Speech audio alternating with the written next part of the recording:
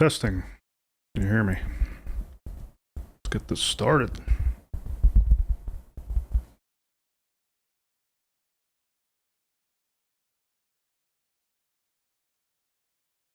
And that timer's wrong. Hey, everybody. Welcome to the CitizenCon Direct watch party. Sorry about the incorrect timer there. Nothing's working properly, the way technology usually goes.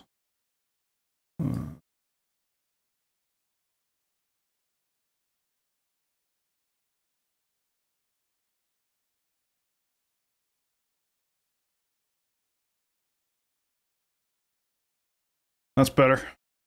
41 minutes and counting. All right. How's everybody doing? Anybody excited for this show?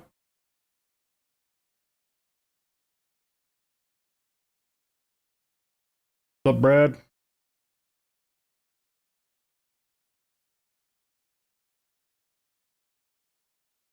Possible traduct to Spanish? I have no idea what that means, Torres. I think if you're watching on YouTube, I think it has like real-time translation features, if that's what you mean. Hyped! Me too. I think I got everything ready to go on this end. I keep refreshing the page to see whenever the stream's about to start. We will get it going as soon as it does. So while we're waiting, let's get right into it. Predictions. What do we think is the big news for the day?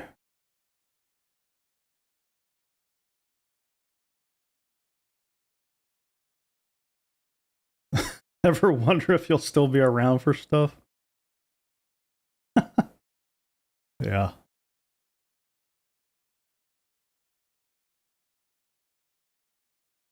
Nix? That seems to be the popular one. I'll tell you what, I was on the No Way in Hell camp for all year on Nix.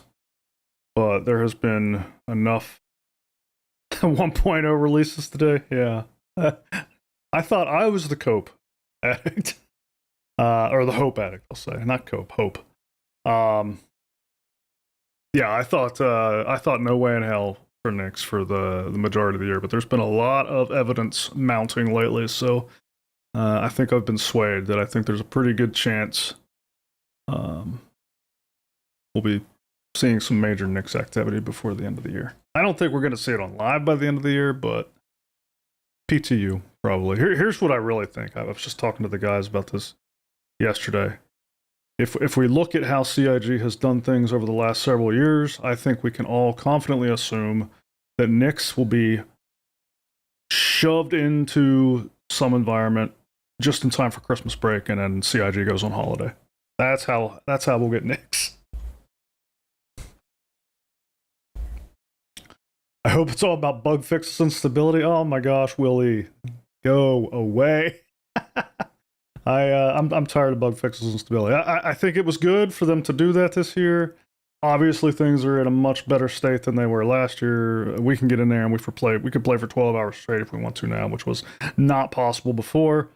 But we are in dire need of features. Chris Roberts said there was a possibility they were going to ship this 1.0 in 2027 or 2028. There is no way they are going to meet those estimates without shipping feature after feature after feature after feature. We can't do more bug fixes and content and still deliver before 2030.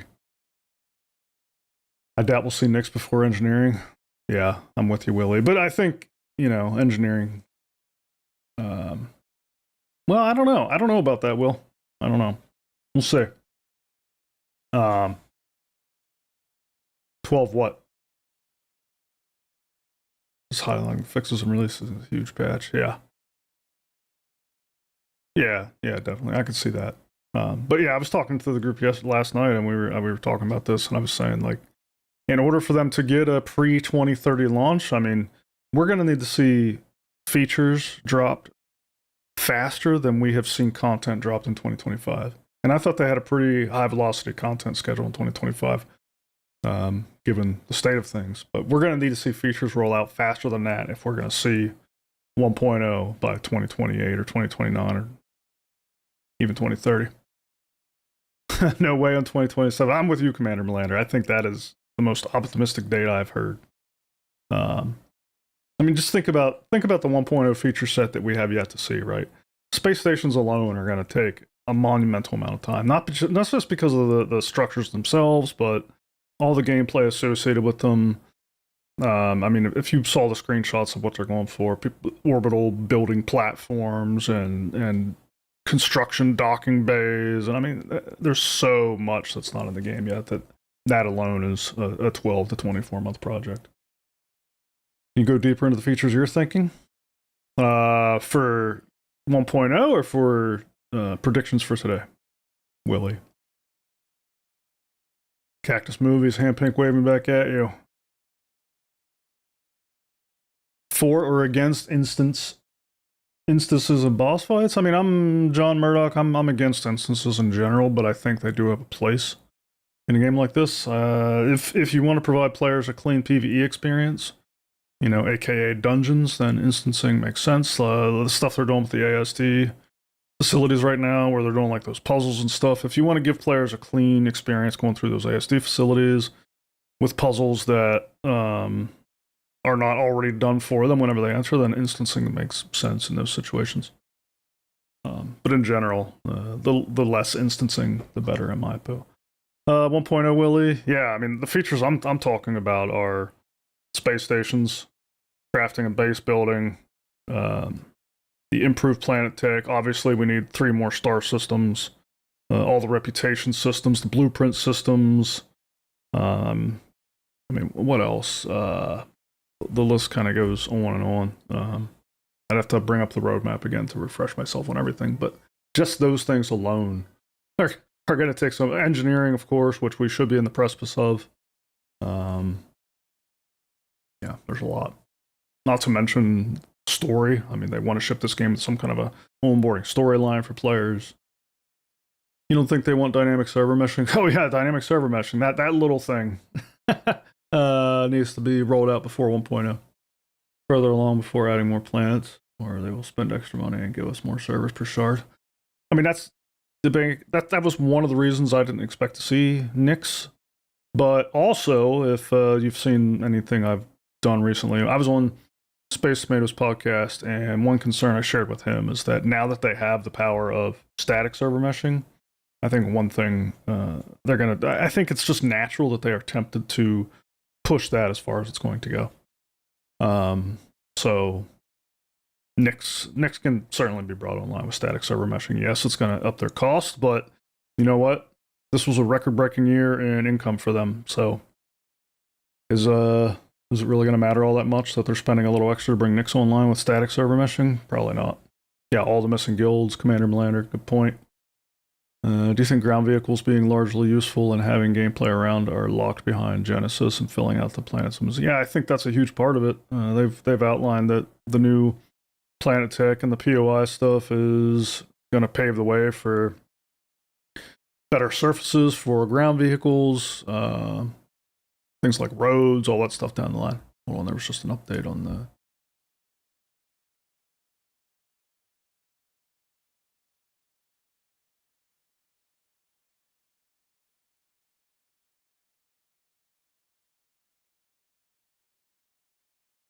Okay. Looks like they got a black screen up. I'm going to start streaming this as soon as there's anything on it. But they did go live, and there's just a black screen holding place for now. We'll switch over to that stat. I already posted a big thing on the Discord for those joining from Discord, but the Discord channel will eventually be muted whenever people come on the stage and start talking, so that people don't have to worry about anybody talking over them. At that time, I'm also going to bring Arcadia's audio in here, so you have more than just my voice. We'll do that soon. All the UI for actual playing. Good point. One Shibata. That's another feature that we need before 1.0 is all the guild and party interfaces. Thoughts on what features, if any, can come after 1.0? Well, I mean, I just did a whole video about that, Willie. um, on what's going to take place after 1.0. I think CIG has huge ambitions for post 1.0. 1.0 is ambitious enough. I think their post 1.0 plans are going to put the 1.0 ambitions to shame, honestly. Base building going to make this game insane for the guilds. You ain't kidding. I mean, that's what our guild is super pumped for, because the crafting and the base building and the territory control is what's going to give meaning to every other system in the game. People have been clamoring for meaning, like, why should I go out and run missions or run bunkers, or why should I go out and salvage, or why should I go out and mine? They've been clamoring for meaning to all those systems for so long, and there's only one thing that's going to deliver meaning to those systems, and that is crafting and base building and territory control. Those are the tenets and the backbone of making Star Citizen a game. Static dynamic hybrid should be easy to implement based on the LOD logic for static meshes in each system. Yeah. Well, I mean, yes. As Benoit laid out in that last technical deep dive Citizen or Star Citizen Live they did, that is the next stage they want to get to. Is that the right now the territory map is a static file that drives the server capacity for all of the regions in the universe. And the next stage in the evolution towards dynamic server meshing is making that map dynamic. Right. So we need better tool, better socials, and player. I missed that.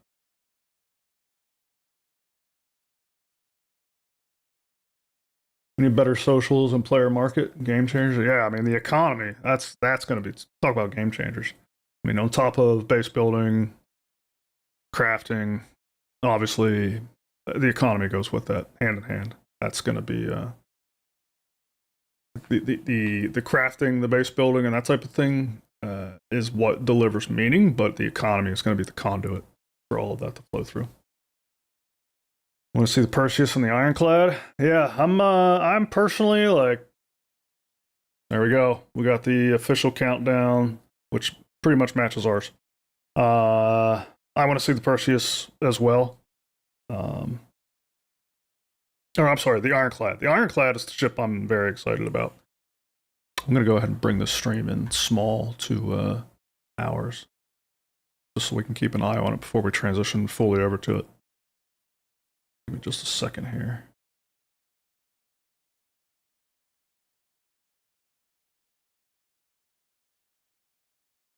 But the Ironclad is certainly the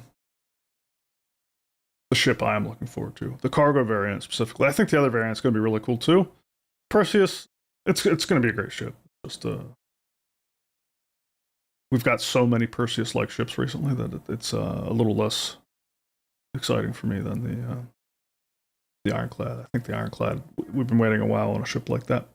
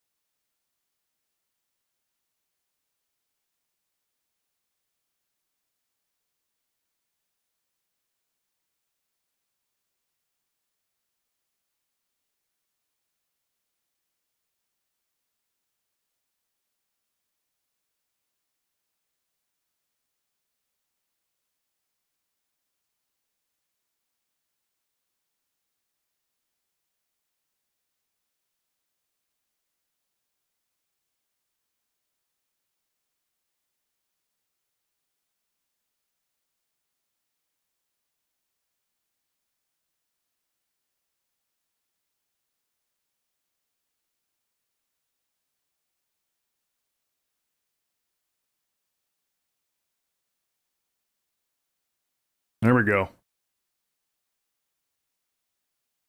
Sorry. There, now we got the official countdown on the screen. Nice. Um, you think the Ironclad will replace people using capital ships as mules?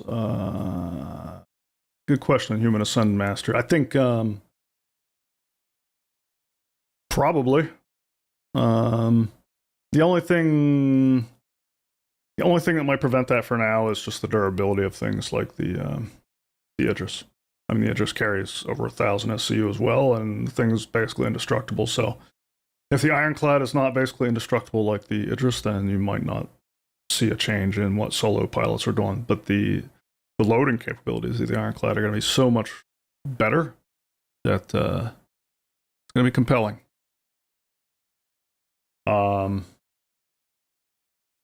Yes, I have massive interest in the Liberator. I own the Liberator, Critical Beard. That's going to be.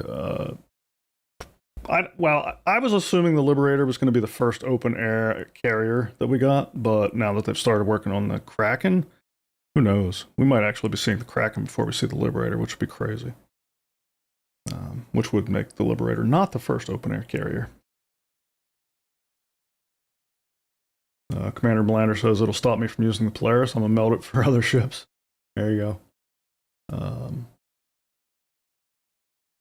For me, ships and features are great. The thing I'm most looking forward to is better connect to people. Yeah, Sir Halsey, I don't blame you there. I'm very excited for especially improved organization tools. Right now, you log into the game and there's basically no indicator that you even belong to an organization. I'm looking forward to that to change. I'm looking forward to logging into the game, feeling my organization's presence in the game beyond just a party. 890 jump, tier 0 open air carrier. Yeah, true. Well, the Carrack used to be a tier 0 open air carrier as well.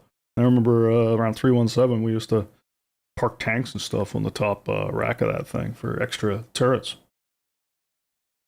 Got a cold beer and firewater ready? There you go, Melander. Cheers.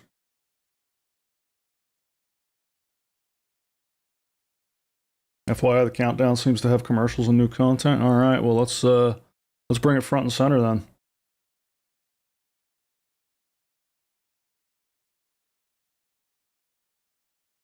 Give me 1 second. The chat's going to disappear for a moment, but I will bring it back.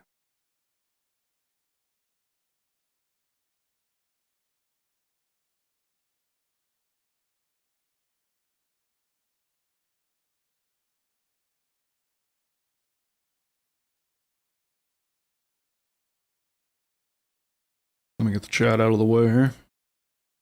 Also going to turn the audio on.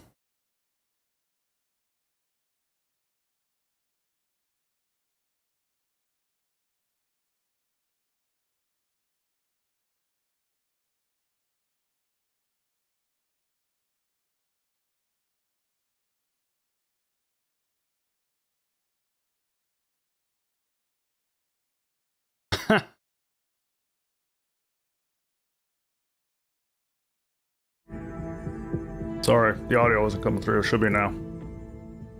I'll turn it down during this, and I'll turn it back up during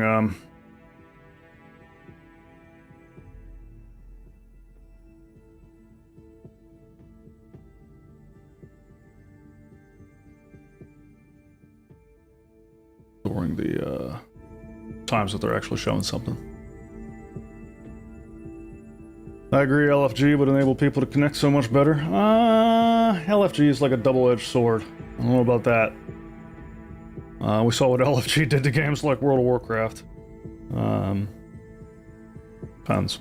If done right, it could be a boon. But, org tools, 100%. Yeah, especially with all the group content. I agree.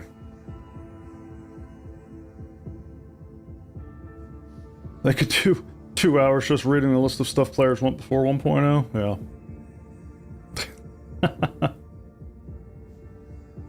Yeah. What will be the top of your list? So, predictions aside, what would you most like to see before 1.0? Let's just say in 2026. What would be the thing you most want to see in 2026 of the outstanding features between now and 1.0?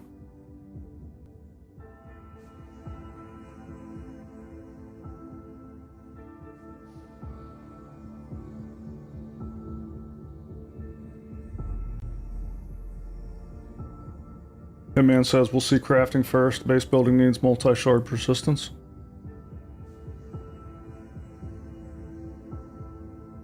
Be interesting, Hitman. I don't know. It feels like they've done more work on base building than they have crafting, but possibly that's a misperception on my part. Social improvements? Wow, 2 social improvements so far.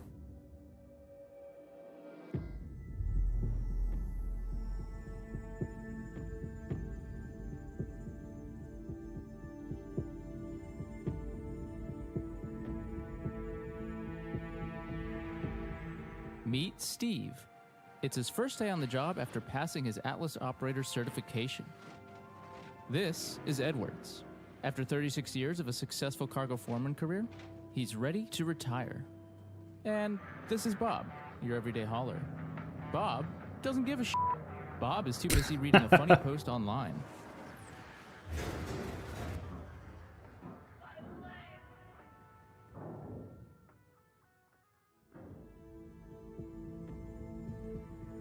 There you go, folks. Don't be a hazard. Put the Moby glass down.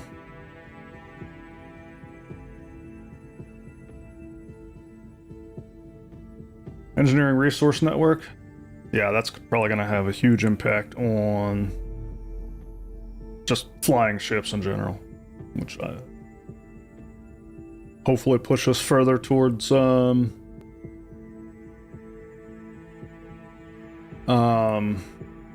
multi or single person capitals not being a thing.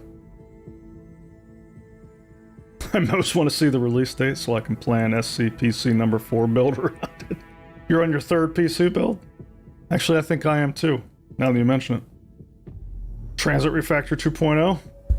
Why do you want to see the Transit Refactor so much? I'm just curious. I feel like that's one thing that they've hacked enough that it seems to mostly be working, but I agree. It'll be nice to see how well the new technology works on their modern infrastructure.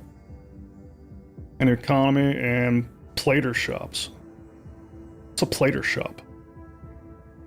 The bank. Player influenced economy. I like the way you put that, Hamilton. Player influenced economy. That's going to be one of the most interesting things about Star Citizen compared with some of the other competitive MMOs. Is that most MMOs are like, it's a player-driven economy, or it's not. Star Citizen's going to be one of the ones, at least that I'm aware of, that tries to strike that balance, and they finding like that midpoint to make it so that large player wars can't exploit, but influence. It's going to be interesting. What does the transit refactor even mean for the player? It's a good question. They said they had a new transit system working at New Babbage, but we haven't seen it yet. Yeah, I heard the same. Backs up.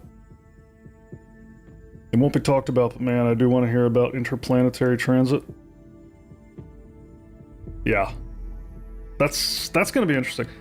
That was one of the things one of my first WoW moments in the game was whenever I was navigating to a spaceport and I was, trying to figure out how to get my own ship so that I could start flying, and then I saw... Oh, here, I'm going to turn the volume up.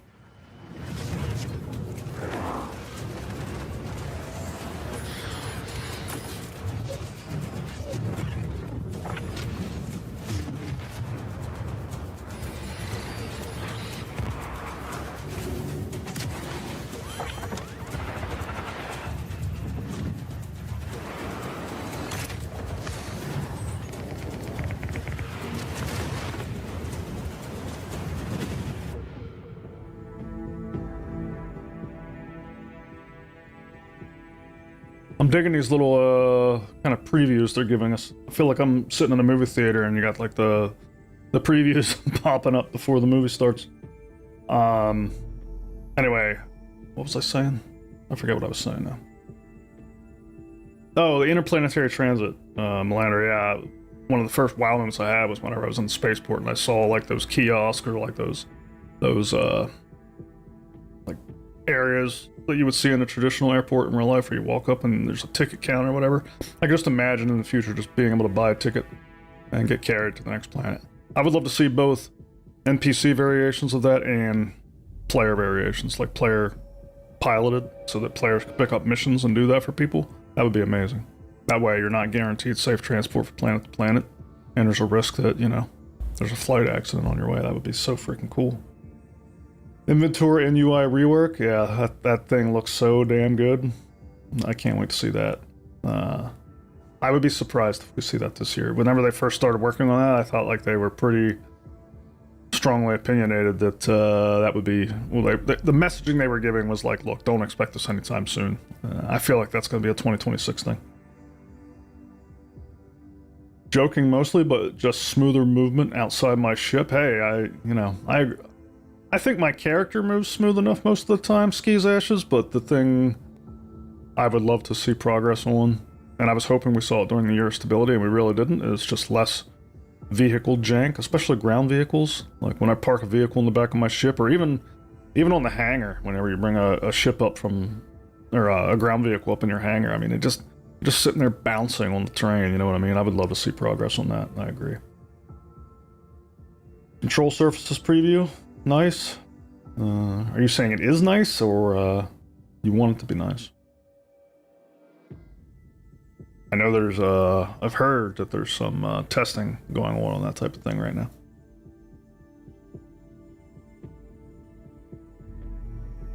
Those big screens like at the airports where all the departures and arrivals are? Yeah, exactly. Yeah, it's not in yet, but I've been working on it for quite a while. Shuttle service, yeah. Shuttle service probably falls in line with the NPC transport we were talking about. Hi there, I'm Scooter from the beautiful Brio's Breaker Yard on Damer. Now, some people think Brio's is still a rough and tumble kind of place, but that just ain't true, Bo. Brio's is a safe environment with fun for the whole family. And we don't just sell gently used spaceships, we also do ship repairs, ship detailing, ship paints, and even weapon swaps. So when you need your next ship upgrade, you come on down and you tell Scooter sent you. Y'all have a good evening. Think that's true? I think Scooters just has a bad rap and it's not a bad place right now. I've had some adventures around that place. I'm gonna bring Arcadia up on stage here in just a few minutes. He could share some stories about that. Well, I'm weirdly excited by those pillar buildings in the background of that video. Yeah.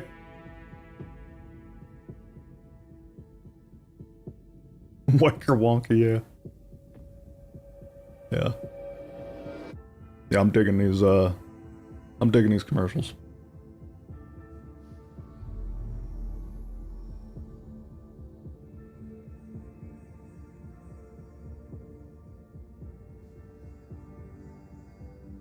"14 minutes and counting." Man, I'm getting those pump jitters.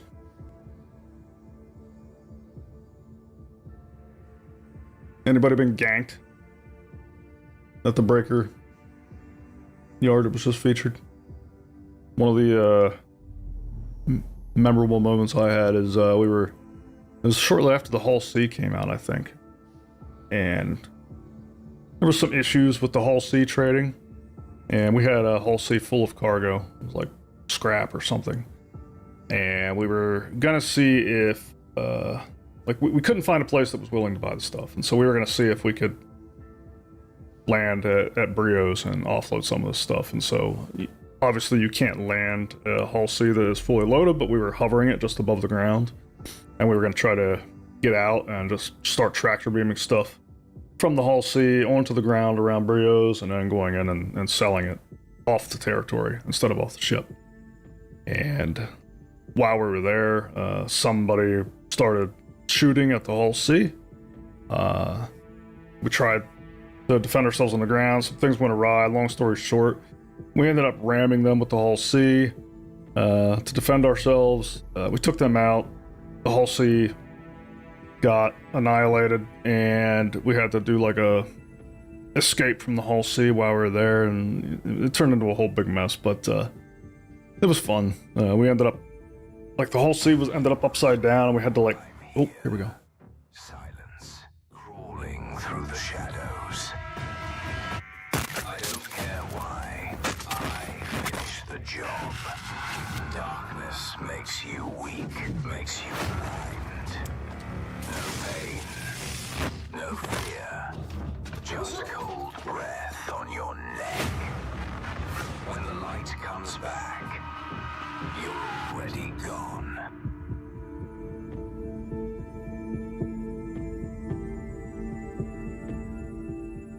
Nice. Long story short, we had to escape from the Hull C, which was wild when the thing was upside down. We found an abandoned vehicle and we escaped safely back to a station. It was a lot of fun. A few months ago, Jared said they were targeting quantum boosting for the end of the year. Oh my gosh, I totally forgot about quantum boosting. There's another feature for 1.0 that we need. Yeah, I can't wait for that, Belith. I find that annoying that, like, if I'm at an orbital station, one of the geopositional orbital stations above the major cities, and I want to go somewhere on the planet, but I have to warp from that station to the planet before I can do a jump. I'm hoping quantum boosting smooths that out.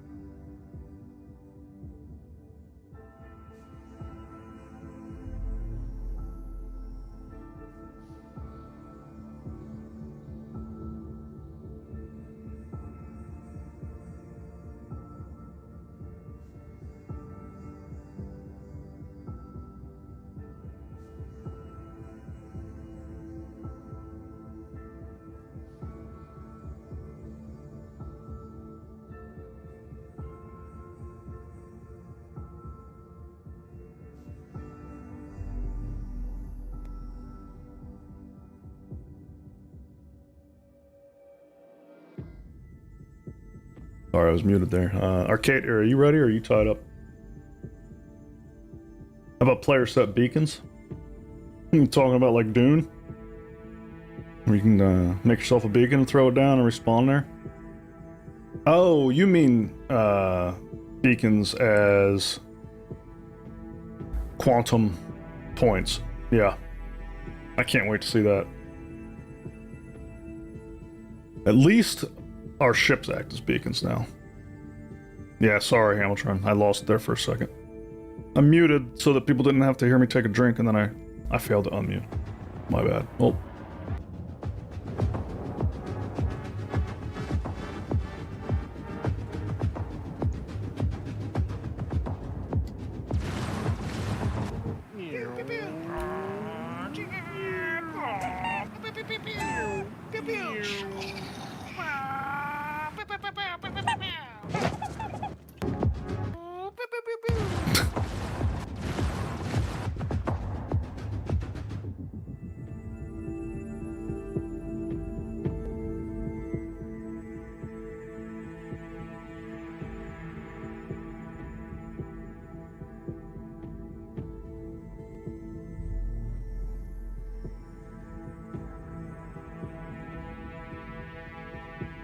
Should have me back now, Hamilton.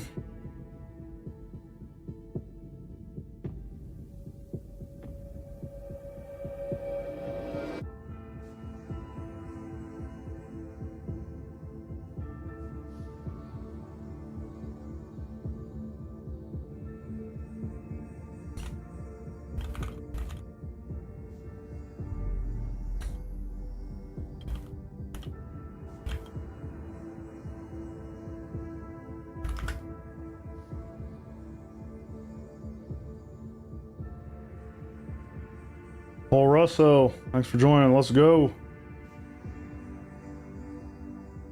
Oh, are those community videos? That would be even cooler. If that's where they're coming from.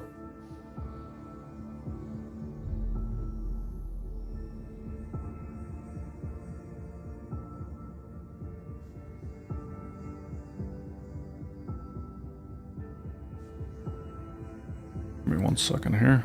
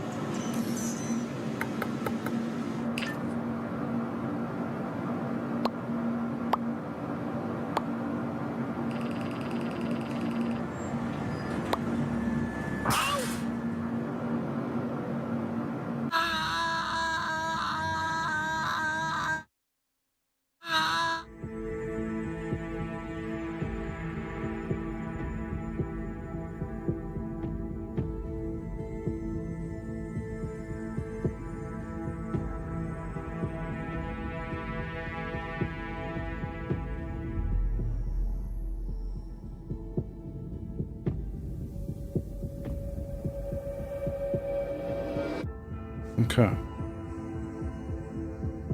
We're gonna join the watch party room for a bit. We got 5 minutes until the show's starting.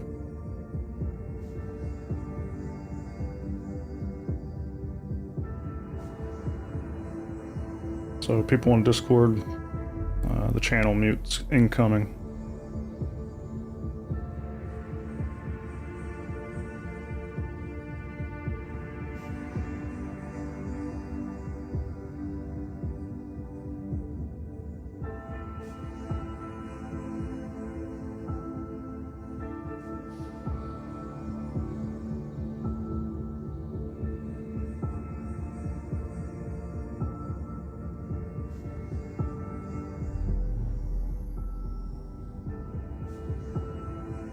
Alright, Arcadia, you should be able to speak.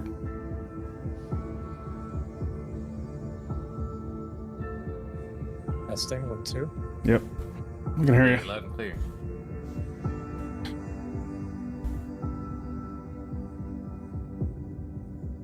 How much longer, Papa Smurf?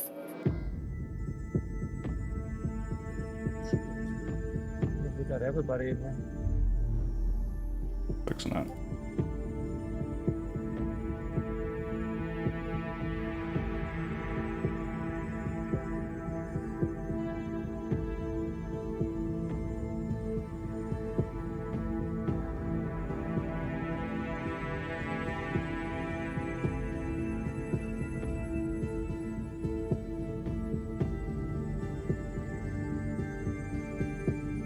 Can be in-game watching this aboard like an Idris or something on the TV screen in there.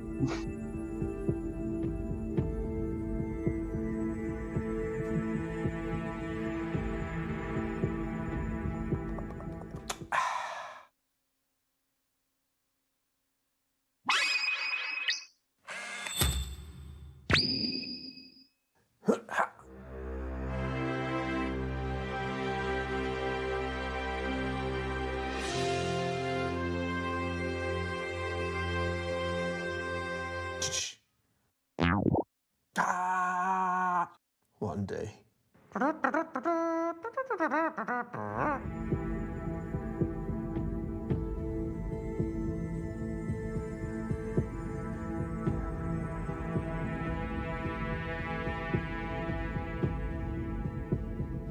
Okay. 2:30. True Bosman, hey man, thanks for coming out. Oh, all the vids are community made so far? That's awesome.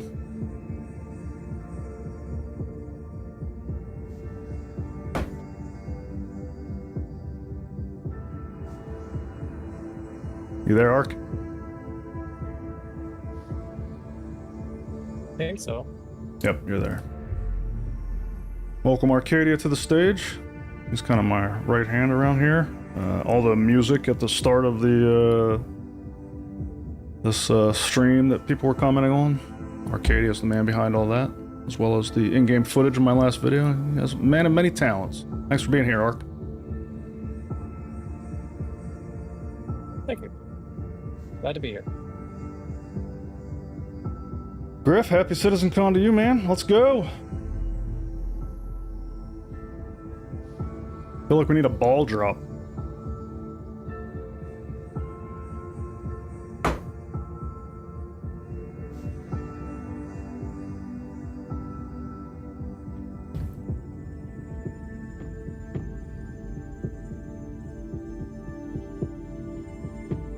Ready for a nuclear bomb to go off? Heck yeah. Wish you had 4K?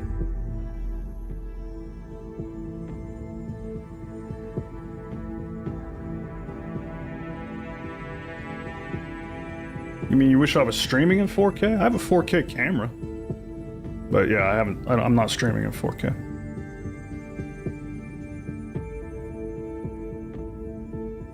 Is that worthwhile? Should I stream in 4K?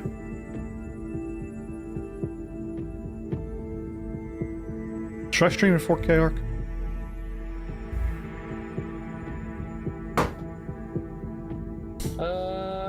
Do you do that, I don't know if everybody would even be able to watch it.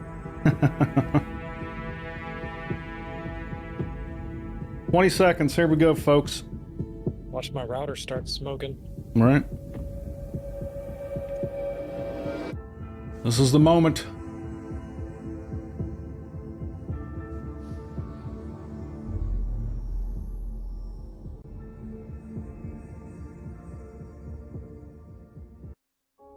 Hold me, Ark. This year has marked a turning point in Star Citizen's history.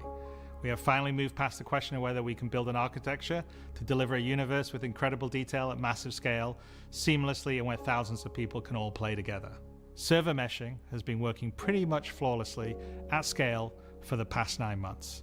It has brought a more populated and active verse, with up to 700 players online and in the same space at once.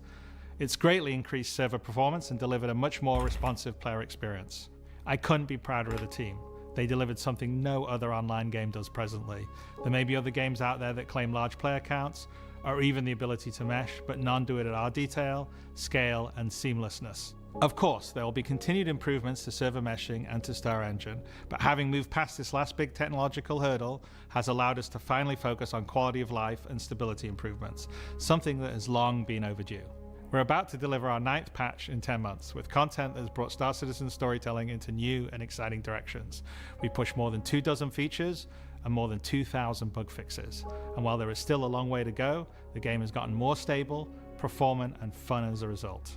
We see this in player metrics. More of you play every day. The daily average users is up 45% from last year, and your play time is up 15%. So more people venture out into the verse and stay there longer than ever before. And through all that, we've told the dual stories of the Frontier Fighters Assault on Pyro and the moral compromises being made to combat the regen crisis. Now, as those stories come to a rest for the time being, it's time to look forward to the next chapter of Star Citizen, where the instability in Pyro and the callous actions of some pave the way to new adventures, new locations, and new threats. Last year, we announced our next Star Citizen would be Nyx, home to the People's Alliance of Levski and bordering the Vandal threat. Today, we're proud to share that your adventures in Nyx begin not next year, but next month. Y'all Star right? Citizen's third system comes online in Alpha 4.4. What? 2 new systems Boom. in 1 year. That's only possible because of the tireless work of our development teams, server meshing accelerating what's possible, the support teams behind the scenes, and most importantly, all of you. Now, I do miss that we're not all together under one roof this year, but in many ways, we're more connected than ever. Across the globe, many of you are gathering at watch parties, 9 of them with our developers in attendance, and countless others springing up in communities everywhere, and all happening simultaneously today. So even if we're separated by oceans and continents, we're bound together by the same passion for space, for discovery, and for this incredible universe we're building together. Whether you're at home or alongside your crew at a watch party, grab a drink, sit back, and let us take you inside our up-and-coming plans for the next year of Star Citizen. Boom. I was wrong.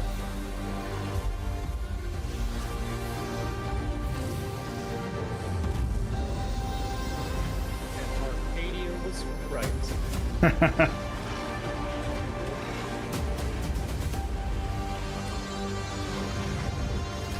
Looking for group. We got groups, Brad. Yeah, I remember Carbod. Yeah, this is great.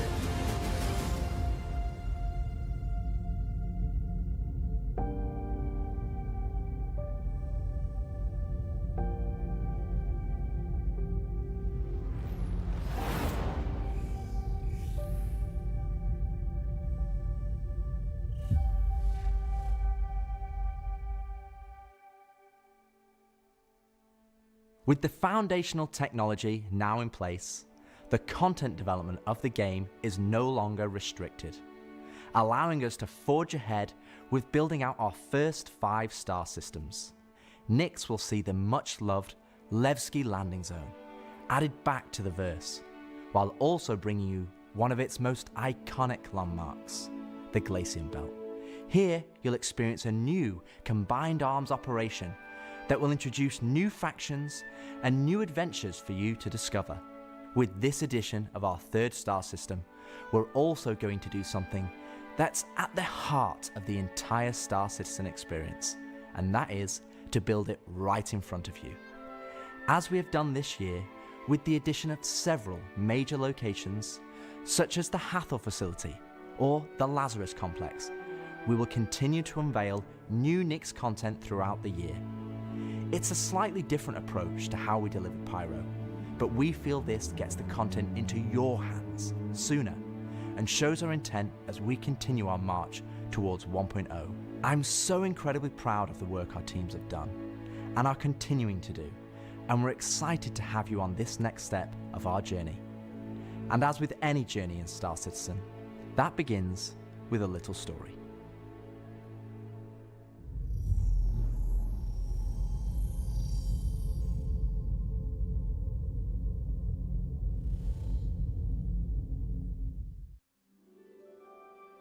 In 2025, we introduced two major storylines spanning multiple patches, creating a living backbone for adventure across the universe. The first was Pyro Must Burn.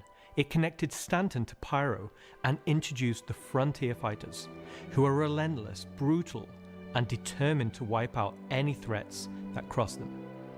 And with this month's release, you'll now take part in the conclusion to that storyline.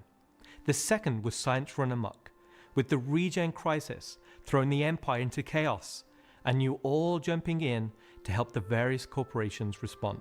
Through that journey, we pulled back the curtain on ASD and its shady practices, uncovering long-forgotten Onyx facilities, and met new characters like Dr. Logan Yorit and Detective Arkham Meller of the Hokro Agency. And just like the Pyro Must Burn storyline carried us into a new system, Science Run Amok is now setting the stage for Nyx, the next step in the larger story we're telling on the road to 1.0. As this new chapter of Star Citizen begins, let's hear from just a few of the team members working to bring this next era of our universe to life.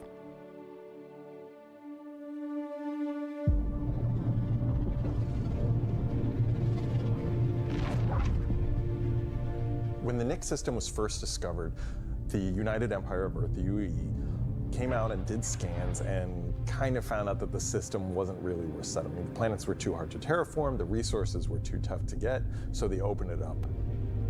And one company saw opportunity where the UE didn't, QV Planet Services. And so they expanded into the system and tried to mine as much as they could, making a very slim margin by the sheer quantity of resources they were pulling out. The system itself sort of ran its course from sort of a large corporate interest perspective, and then was mostly left abandoned. Now this ended up being the ideal situation for the People's Alliance, who were a group of revolutionaries who were trying to overthrow the dictatorship of the Messer regime that was going on in the Empire at the time.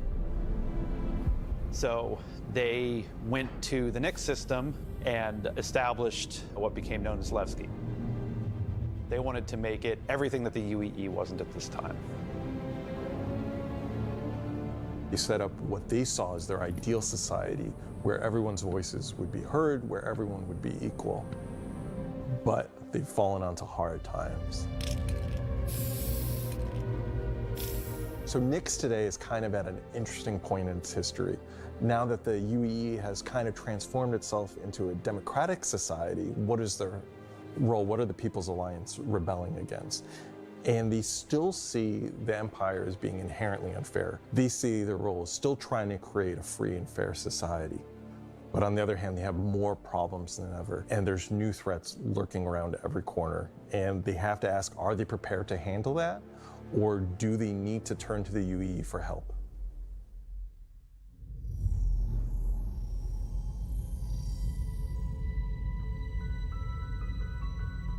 Making a star system is, you approach it from kind of two angles in a weird way. What is this system bringing to the gallery? How does this new system plug into it, and what does it bring to the table from a sort of a flavor experience? We want to make sure that whatever it's bringing to the company is unique and has some flair to it. So the Nyx system is a remote system where people want to go and live free outside of the pressure and influence of the UEE. It's a remote and rugged system with a lot of hostility coming from the ever-present threat of Vandal. It's kind of like a frontier-esque thing. It's not lawless like Pyro, it's just kind of out there. Pyro's more like a Mad Max wasteland, and Nyx is more like Silverado or like Deadwood, right? It's kind of like a smaller scope. The emptiness and the loneliness is the defining factor. You're still going to find gangs, you're still going to find hostile presences, but it's where people go if they want to live off the grid. The People's Alliance is the main peacekeeping force in Nyx. They were unhappy with the direction that the Empire was going under the Messers. They got out. They said, we're just going to start from scratch, build our own society, but build it the way that we think it needs to be built. They're not perfect. They're just people, but they're doing their best. They want to help keep Nyx safe and make it prosper. They are trying to do the best that they can, but are faced with the realities of dealing with people, which is tricky. The Pyro star is quite a warm star. Stanton star is quite neutral. And the Nyx is a little bit cooler. The system has its star, and it has this dark, really, really dense gas sort of nebulous cloud. And it has points of light scattered around it, and those points of light in this gas cloud is really, really hazy. So because Nyx is bordering Vandal space, it was important that we have a gap in the Nyx gas cloud where you could sort of just, in between the clouds, see a piece of the Vandal space. It feels so close that it's even like protruding some red light. The level designers are using it as an actual visual indicator of where to place more dangerous POIs. So if you point your ship in the direction of it, you should find, as we build it out, that you will be in more and more danger. And I think that's really cool. To give more atmosphere, I was testing out adding some sort of space snowflakes, essentially. So when you look towards the sun, you can sort of see that sort of like sparkle. But then when you look away from the sun, you'll see the reflections and sort of like little glints of light. For the jump points in Nyx, we'll have 2 on this release. We'll have one from Pyro to Nyx and one from Stanton to Nyx. It should be going from Nyx to Castra, but we're essentially bypassing Castra temporarily. Hey, we want to make sure you can get there any way you want. Glacian Belt is a huge asteroid belt that is in sort of the middle of the system. Glacian Belt is a combination of a bunch of technologies that we already had. The asteroid fields we use for planetary rings and the gas clouds. And it's combining them to make something completely new that we've just not seen before. It's full of resources that are still left unharvested because it's kind of a tricky spot for mining. It's not the easiest place to go, but that means that there's still a lot of opportunity for independent miners to go out there. So the rocks in Nyx are a bit more sharp, like sorts of like icy look, rocky, cliff-like, very different from those in the Pyro and the Stanton. One of the big differences too is all of that extra added movement that just adds a little bit of extra flair. It's also a good hiding spot for people who are trying to elude capture, maybe set up ambushes, that type of stuff. I always feel way more interesting flying in those spaces than just, you know, through empty void. And as we build out the Glacian Belt over the next year, lots of places to put new content. Delamar is a very large asteroid in the Glacian Belt that QV Planet Services had built a mining base on that got taken over by the People's Alliance and renamed Levski.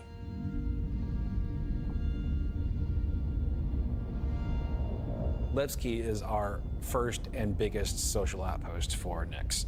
It's kind of like the place where you stop before you do your panning. So it's kind of a San Francisco before you go out to the gold rush. It's going to be the central hub for trade and hauling and all of the commerce within Nyx and also from Nyx to other systems. But it does have a CD underlayer to it. CD. Over the years, you're sort of improving the generation method of those asteroids to culminate towards this specific point to make large, explorable location. Super grim Hicks. When you fly towards the Levski, you see this huge gas ring around it. Careful with that word, small, explore. mid-sized pieces of the asteroids. Well, Levski is immediately apparently unique by the fact that it's a facility clamped onto the side of an asteroid. The breathtaking views of looking into the belt instantly gives it a unique charm and flavor. As you approach, you'll initially see a very dramatic borehole that goes all the way through the asteroid. You will also see, growing out from there and alongside Levski, there will be landing pads along what I'd call the spine. Lots of industrial pipes and transport systems to bring out the refined mining materials when it was a mining station. Before, we were using an actual planet, so we had all of the space available to place all of these structures. But now it kind of meant that we had to create an asteroid which has the appropriate size to. If we took the whole shot of the asteroid, you will see that there is an area to fly underneath.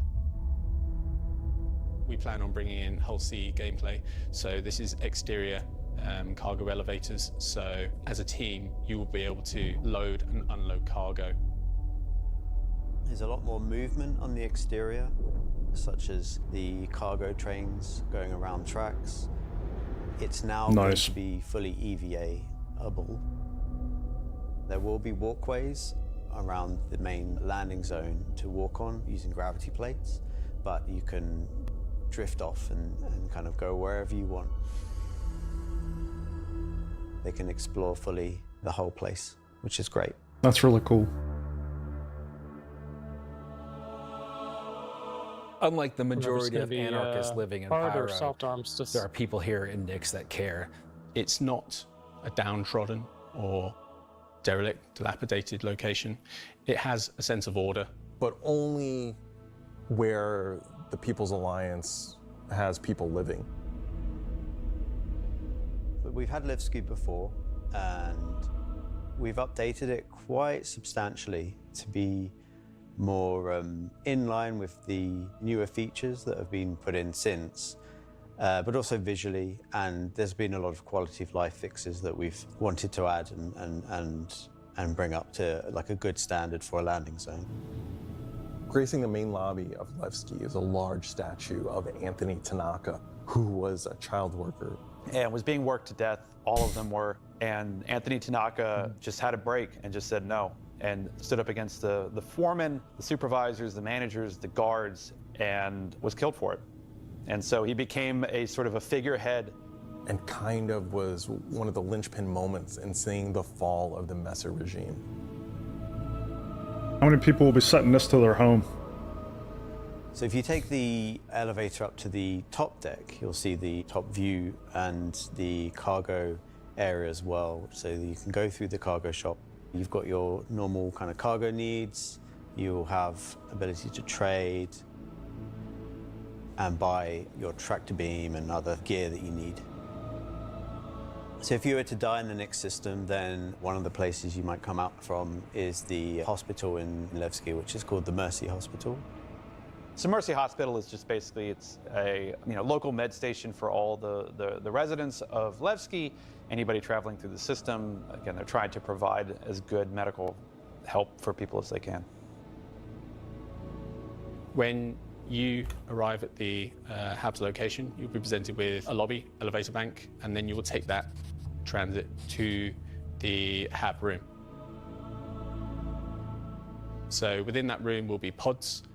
And that's where the original miners would have lived. They're not the nicest, and they're a bit messy, but they're a home for people in Levski. If you head down to the lower view deck, you'll go through into the Grand Barter, which is your main social and commercial area of Levski. This is where you will see market sellers selling their wares. There will be stalls, there will be kind of more embedded shops.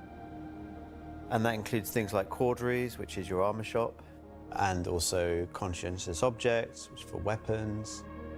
There's also one of my favorite places, Cafe Musée, which is where you can go down into some of the more rocky depths and grab yourself a drink, and you never know who you meet down there. If you explore a bit more around the Grand Barter, there's other routes around and little side passages. There's another shop that's away from that area called Teachers. Teach's Ship Shop is basically where you would go if you were looking to pick up a used ship, buy some ship parts, fix up your old ship, find some new stuff, sell some scrap. We've closed up Dumpers Depot for Levski, and everything that used to be sold there will now be sold at Teachers. Another new area, as well as the cargo shop that we've added, is the refinery deck for Levski. That's where you can take your processed goods, not just from Levski, but from the rest of the Nix system, and refine and sell those goods there. I hear that right? They're closing Dumpers Depot? As a lot of the content in the next coming releases for Nix is going to be mining related. So it's super important that Levski is a really nice hub for mining type of gameplay. So we're really happy to bring Levski back into the game. It's been gone for quite a few years now. I think it really provided a unique environment of it's run down, but the people who live there love it and are working their hardest to make it a great place to live. This is a location that has a lot of nostalgia for you guys, and we don't want this just to be a re-release. We do want you to go, wow. It's not going to be as complete as Pyro was when it first came out, but it's going to be our first iteration, and you're going to be able to see it grow as we work on it. Like with everything, we're always learning and improving and finding new ways. I mean, is there anything more Star Citizen than just building the system while the players watch us build it around them? It's going to add a nice dynamic to Stanton and be a much more calming of, style system than Pyro. The people that would have played it before are going to love to see this come back, and the people that haven't seen it before, it's going to be a great new location. This is the first time that I'm going to be able to touch stuff and kind of bring my own content to the game, and that's really exciting to me. Levski coming back into the game is a huge milestone personally for me. So I worked on the original quite some time ago, so seeing it come back and updated and improved and better is fantastic.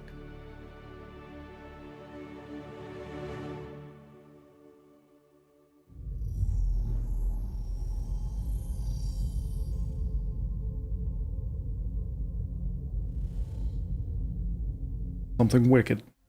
So we've talked about Levski, we've talked about the Glacian Belt, but you're probably asking yourself, what's the new gameplay activity we're going to be doing? So let's find out.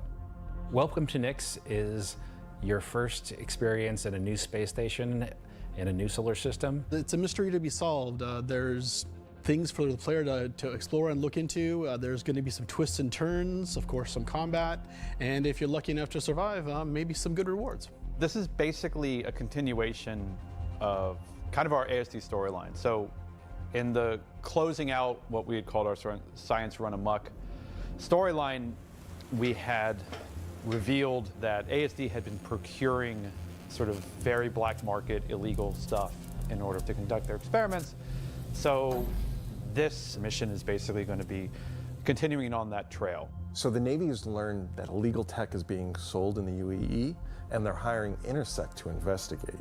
Intersect Defense Solutions is the leading military defense contractor in the UAE. So the Navy contracts with them a lot for doing various kind of military operations that they don't want to handle themselves. We didn't want players to be working directly for the Navy. The Navy just doesn't call up random citizens and ask like, hey, if you're free, can you fly a helicopter? I guess as a player, when you can think about like, oh, where am I going to be doing missions that are capital ship battles or large fleet scale stuff or military operations, that's all going to come from Intersect Defense Solutions. Intersect have discovered the source of the illegal tech is in the Nix system and an old abandoned QV Planet Services logistics station that's come back online. So they want the players to figure out what's going on. So when you come out of Quantum and you start your approach vector to the objective, you'll be weaving through asteroids, going through the Glacian Belt, and slowly the station will reveal itself. Now this is an old QV logistics station. It's pretty beat up, it's pretty derelict, but there's some points of interest that you'll spot as you go through. So the station itself shares design cues from old Pan Am stations found in Pyro. This architectural design found its way over to the Nix system as the system was being established. But you'll also see some additional design cues that QV Planetary Services were adding, so it's a nice transition architectural point.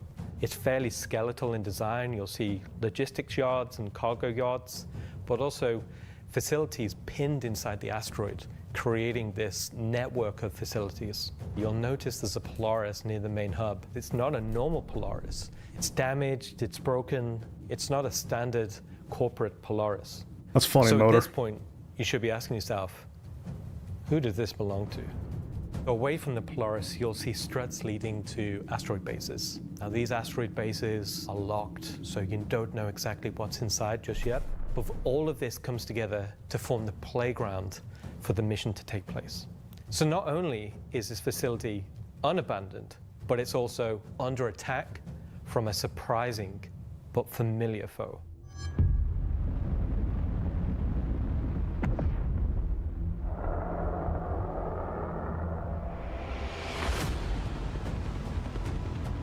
I think with this new star system, the grid size is going to increase, and so will the player count, would be my guess.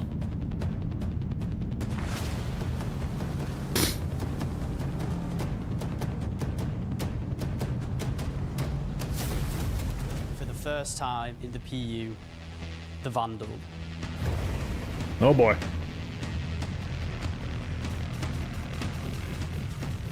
So the Vandal are a nomadic, very, very, very violent spacefaring race.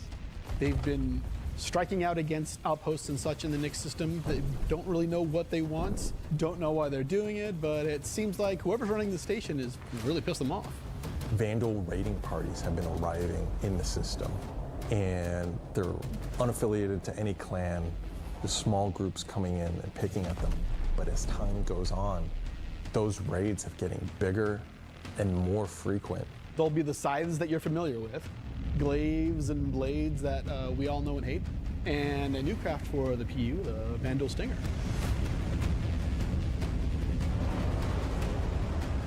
You will be contacted by some civilians on arrival asking you for help. So at this point, you have a choice. You can either bug out, mission over, or join the fight.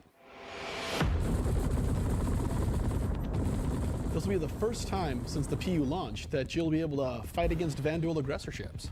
This fight will be intense.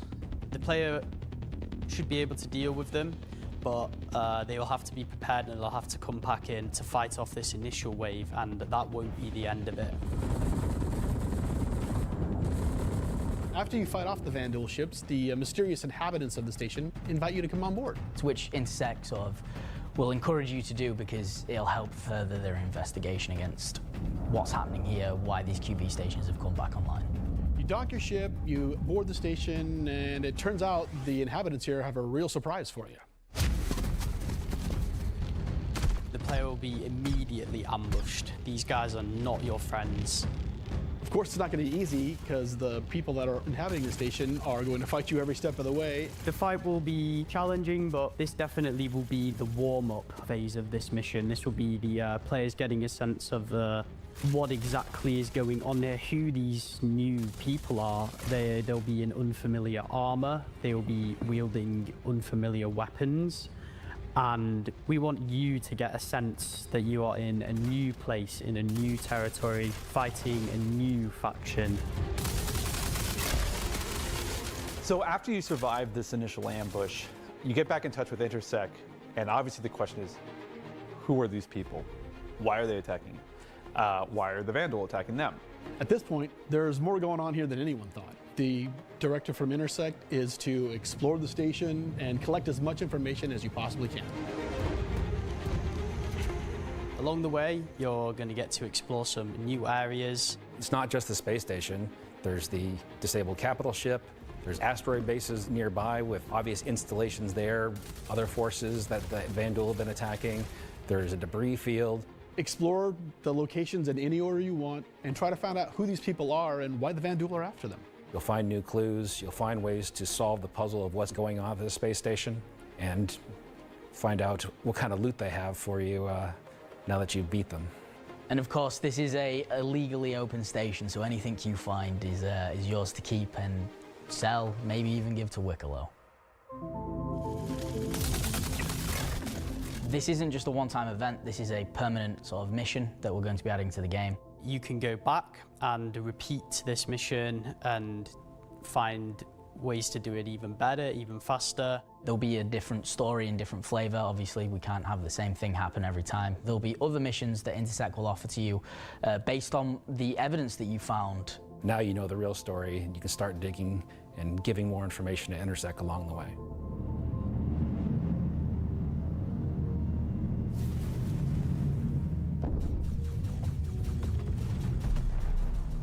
I'm super excited to finally see the Vanduul in the PU. I'm excited to bring cool Vanduul ship combat to SC. Players in the PU will now get to face down these awesome ships and get a taste of like we already have it in Arena Commander, where you get to fight the Vanduul swarm, and being able to do that in the PU is going to be, I think, a heck of a lot of fun.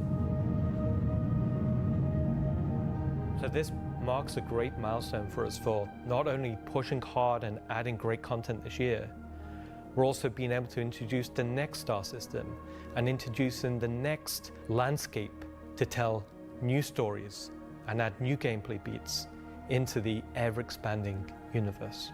So we'll leave 4.4 there. If you're at one of the watch parties, please raise a toast to the great work that all the teams have been doing this year. And I'll be right back in just a few minutes to look ahead at some of the things coming in 2026. Hello, everyone, and welcome to the Voyager Bar in beautiful scenic Orizon, where the staff of Cloud Imperium Games Manchester is gathered for their very own CitizenCon Direct watch party. That looks really good.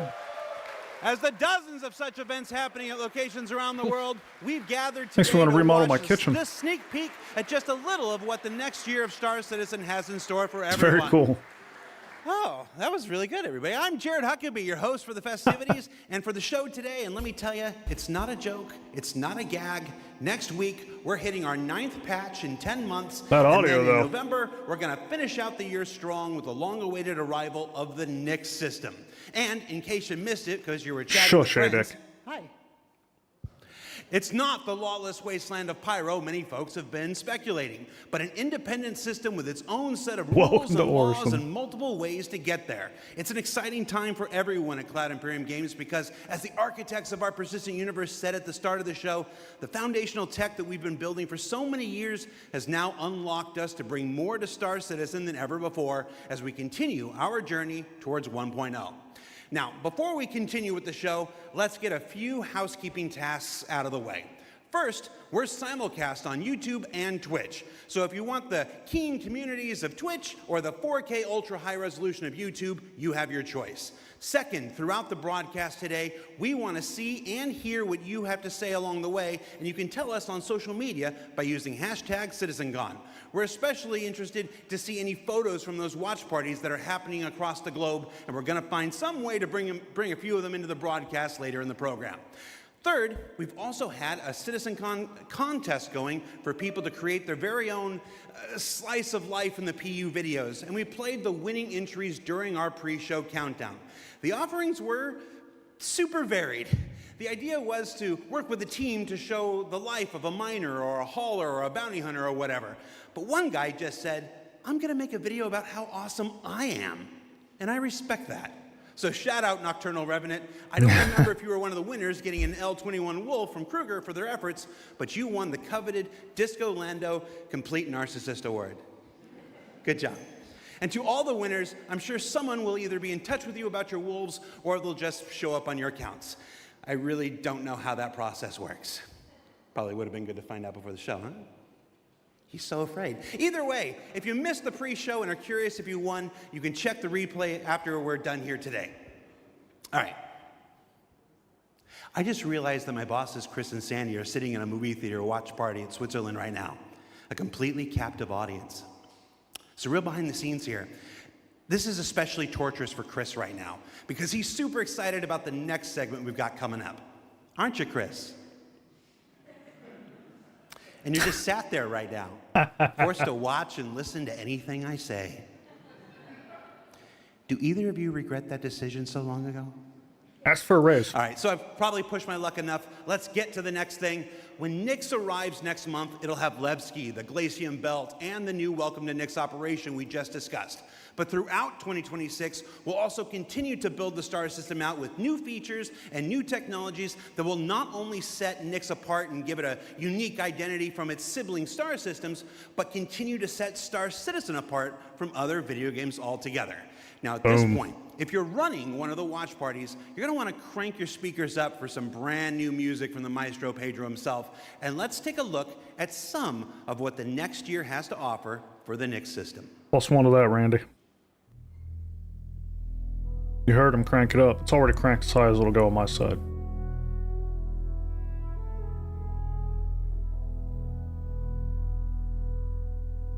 At Cloud Imperium Games, we believe art inspires the best technology.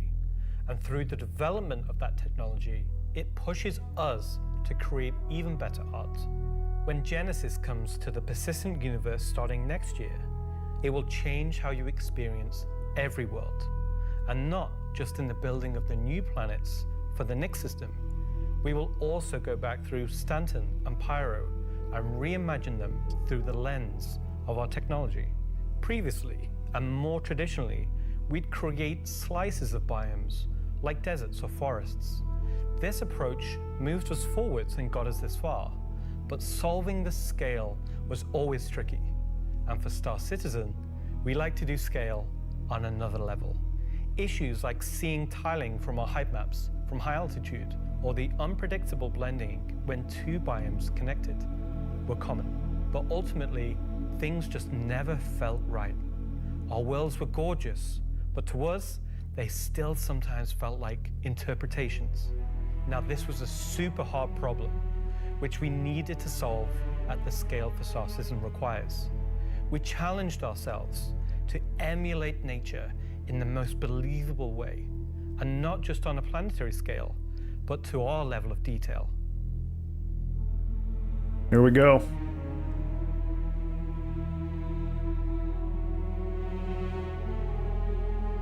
With Genesis, we've made a complete paradigm shift to how we do things.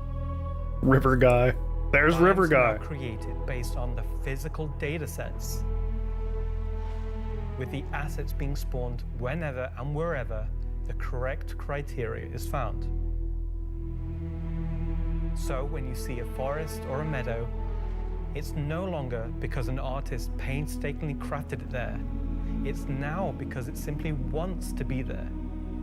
It fits inside our rules. Genesis also ties into our other gameplay systems. Our new planets are built from the information we create for our different datasets, like height maps, humidity, temperature, soil type, soil amounts, geology erosion data, to name but a few. This means you can now tell where to find valuable minerals as the geology looks like it would be suitable for it. Where scree piles exist below sheer cliff faces, and where rocks have broken off over time due to erosion. Of course, these new tools still give us the ability to direct the look and feel we want. The attention to detail from the tallest mountain to the smallest flower is still our core DNA. With Genesis, we can now keep that detail-orientated mindset as we focus on the quality, and it provides the quantity. Genesis provides our planets with the ultimate sense of exploration and adventure, discovery in the purest emotional form. We want you to find that perfect place, with the planets providing an abundant resource to harvest. this is a major part of what exploration is for us. We want that feeling of finding a corner of the universe that you'll fall in love with, and where you want to settle down and build your home. Now I'm going to hand you over to Will to go deeper into what we have built that allows Genesis to realize our vision. As a reminder, some of the visuals you'll see will evolve and change as we continue our technological development and hone in on the final look for Nyx. Thanks, Ian. So, in case it's not already clear, Crazy. Genesis is our name for a group of technologies that are improving our ability to build worlds, refining those that we've already created, and ultimately expanding our persistent universe to the scale and quality that we all expect. I work on planet tech, so let's talk about how that's continued to evolve since our presentation last year. And instead this of River just guy? highlighting some Yeah, I really thought cool so. biomes that we can create, let's go ahead and show how all this work applies to the upcoming planets of Nyx. So there are 3 planets in Nyx. Nyx 3 is a gas giant, and I think it's blue. It's not going to surface. I don't really know. Nyx 2 is a yellow, toxic. It's got like this high pressure atmosphere, and it's like a very volatile planet with high risk reward gameplay. It's going to have some really interesting biomes for you to discover, but for now, just know it's going to be dangerous, because today we're going to focus on what we consider to be the hero planet of this system. Oh boy. Nyx 1 has got a rugged, remote beauty. It's got a diverse set of biomes, from weathered rocky mountain ranges to vast sweeping forests and grasslands, and from damp, expansive wetlands to claustrophobic, festering swamps. These core biome concepts give us a fantastic platform to hone our technology, in some cases because the current tech couldn't do them at all, or because we want to completely step up our game for them. But not So, Unreal 5. Let's approach this planet in much the same way that you, the player, will, from orbit. The orbit appearance of the planets going forward is far more tied to what is present on the surface. Previously, we had different data that drove the orbital and ground coloring. That's because the orbit was designed to look like vegetation that we'd place on the surface, and the ground coloring was trying to be a mix of soil, rock, and the organic compound coloring that forms the kind of colors there. That was Now off we the cuff, author Hawks. much more You of the believe it? data in a unified way. When you look at Earth, you see blues and greens for ocean and vegetation, and brown or yellowy tones for sand and soil. We wanted to keep it as simple as that. The looks like Freddy same Krueger's set of face. textures and data that define the color of the soil, sand, and rock on the ground are used to create the orbital look. We then assess the presence of vegetation and competition between different species on each part of the planet, and use that to blend in tones of green, including variations due to species health and the current season. This creates a far more complete image and allows you to identify features, geologies, and potential points of interest all the way from space. Let's go down to the surface and start with something closer to what you're used to, but in a whole new light. This is insane, Chrome.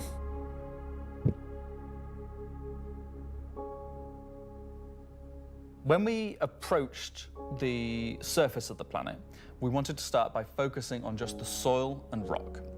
One of the things that was missing from our terrain previously was simply feature complexity.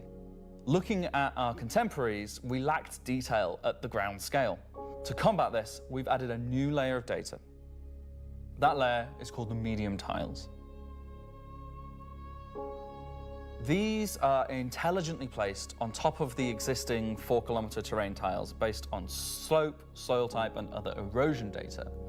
And these medium tiles don't just create height changes, they also bring in local erosion data both for soil and bedrock size values. And this gives us a whole new level of terrain detail, of scale, and allows us to create far more unique locations across the planet. So now that we've nailed the surface, let's have a look at adding some rocks. We've now got 2 major contributors to the rock content of our planets. Firstly, long-desired feature, cliffs. We are Nice. adding large-scale, very detailed to all our cliffs based on the geology at a given location. This adds an exciting new dimension to steep slopes that we simply couldn't get before. The second is a big one for you ground vehicle enthusiasts. Rocks are now found not scattered everywhere, like spilt popcorn at the cinema, but only in places you'd expect to find them, thanks to a brand new rock scattering Thank algorithm God, that we isn't can annoying as drive. hell. Using physical data generated for each large and medium tile, now rock distribution makes sense and has a physical basis. So if you're still crashing into them after this comes out, that's on you. It's your fault. The rock assets themselves have had a glow up too. We now create rock sets related to a particular geology that look like they originated from the same source. And this ties into how we'll be distributing minables in much more interesting ways too. Thank the maker, Paul. So now that our base terrain and rock scattering looks good, let's add some vegetations and explore some additional biomes.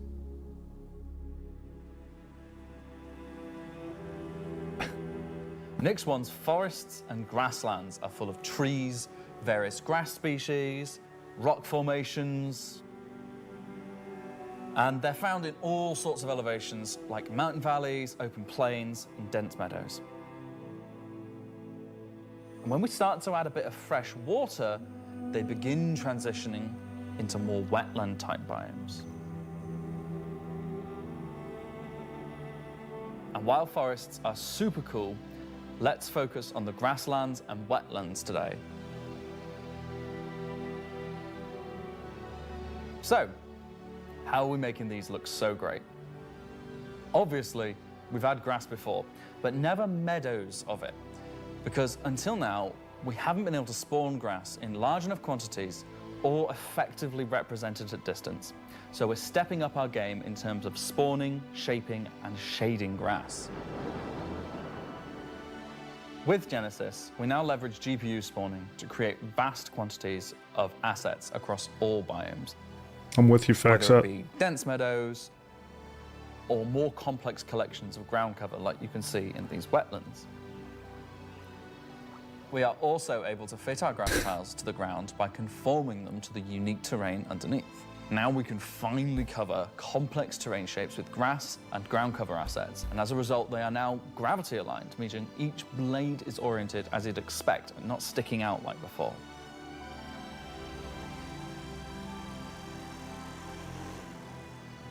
Next, let's take a look at how we light our grass. Now, as I don't in real even see life, that thing the jittering. shading of a grass blade, or indeed a whole field of grass, is lit very differently to like a flat surface. We now use a solution that shades meadows of grass far more like fur or hair. And this, if you think about it, makes sense. At a distance, a field of grass is far more like a carpet or cloth than a flat surface. This improves how our grass looks from a near perspective, as well as bringing us nicely into how we're solving the distant representation of grass. So let's talk about the distance problem. One of our biggest achievements with Genesis is allowing us to build beautiful biomes out of flora and geology assets like a building set. Can I say Lego? No. Too late. But in the past, this broke down very quickly when objects simply disappeared when viewing the same biome from 10, 20, 100 kilometers away. Because we don't hide planetary transitions and allow you to view complex regions from very large distances, there are almost infinite perspectives from which you can see a location in Star Citizen. So, Stargrass. how can we afford to evaluate complex spawning logic at runtime for the entire swathes of the planet? Enter the virtual terrain. Virtual terrain, or VT for short, is how we now cache and represent our terrain at varying scales. This has been the enabler for all of the lovely advances in terrain complexity and asset spawning we've shown so far. And it's also how we now evaluate and represent vegetation from a distance. Interesting. When creating the VT for each part of the terrain, we assess if vegetation has covered the ground, and if so, what shading should be applied. For all of our biomes, we're now able to use the same shading model for the distant representation as the close-up asset, whether that's our lovely rolling hills, some more dramatic rockscapes, those muggy wetlands, or even That looks great. our festering swamps. So yeah, we didn't forget about the swamps, and they're coming to Nix 1 as well. I think I see Yoda. Built using the lessons learned and all the technologies we've developed, these swamps now spring into existence from the planetary data. This biome combines all of the elements from the other biomes we've shown you today, from water interaction, denser spawning, unique ground coverage, and I think it creates something really unique. Those visuals, man.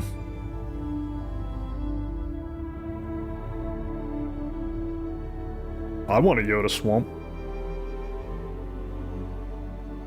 Anyway, that's our update on the Planet Tech portion of Genesis and how we're using it right now to sculpt the identity of Nix 1. And I hope you're as excited as we are to explore this and everything we haven't shared yet next year. As you can see, Genesis is now inspiring everyone here to create planets of the quality and believability we've always strived for. I don't think donkeys are in the game yet, Nugs. That I truly believe will set our worlds apart from anything we've done before. And with that said, let's move on to a little travel between systems, literally.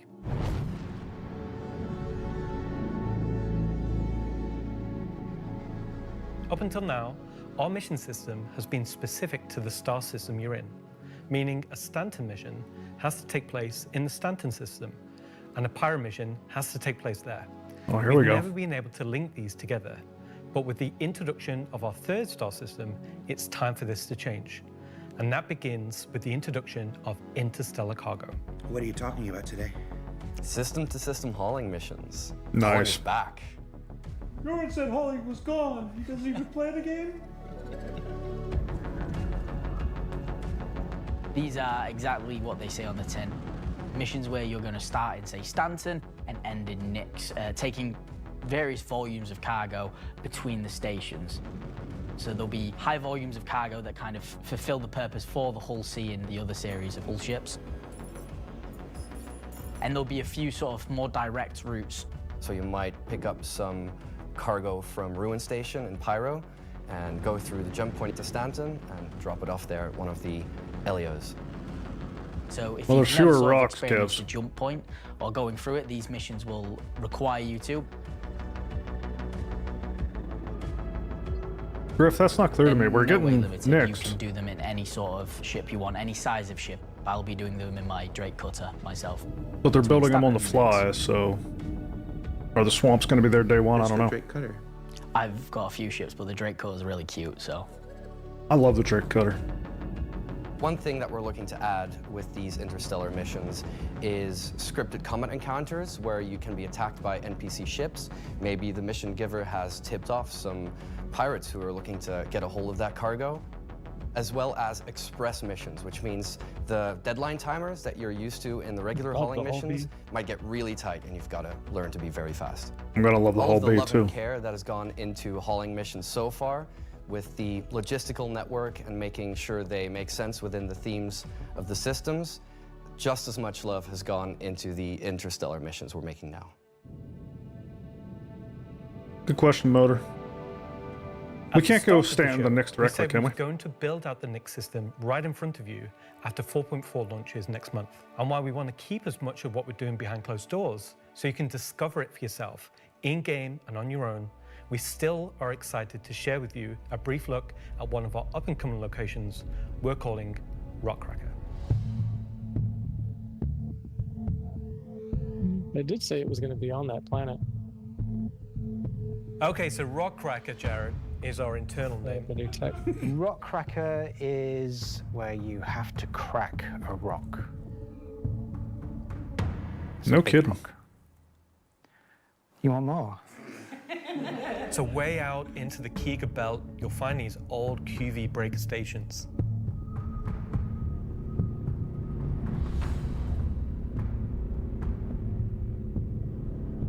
these were originally industrial facilities breaking apart large asteroids and mining them down. But Wow. since they've been mothballed and been left abandoned. So you're going to have to find your way inside and thinking about how do we bring this facility back to life. It's not just about flipping a switch. As you bring these stations back to life, you'll be lighting the beacon and calling attention to these long forgotten places. One of the main features is the laser head, which will require certain things to get working. It's up to you and your friends to find how to get in. There'll be a variety of options. Whether you're discovering the bowels of the station and mining your way through long-forgotten tunnels, or you're going through the main laser entrance. Now, as you're traversing through the facility, you'll find the old engine room. Now, there may be ways to bring the facility back to life, kickstart the engines, and bring power to different parts of the facility. Maybe eventually bringing the laser back online and cracking some rocks. The secondary gameplay loop is FPS combat. You're not there by yourself. There may be squatters and outlaws in these stations trying to stop you from what you want to do. I hope you're right, Griff. That'd be cool. If Orion mining looked like this station, that would be amazing.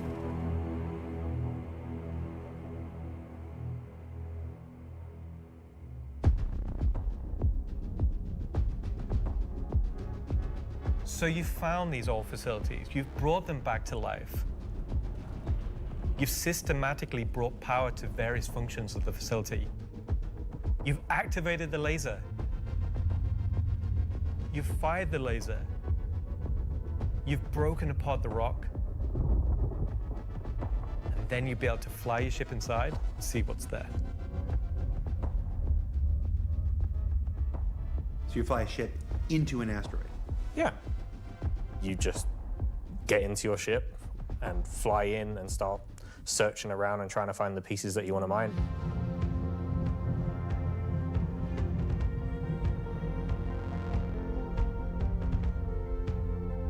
I'm really excited about Rockcracker because it's a sandbox activity. You can kind of go to these whenever you want to. This content is for players who enjoy mining, who enjoy exploration, investigation, and don't mind a little bit of FPS content while they're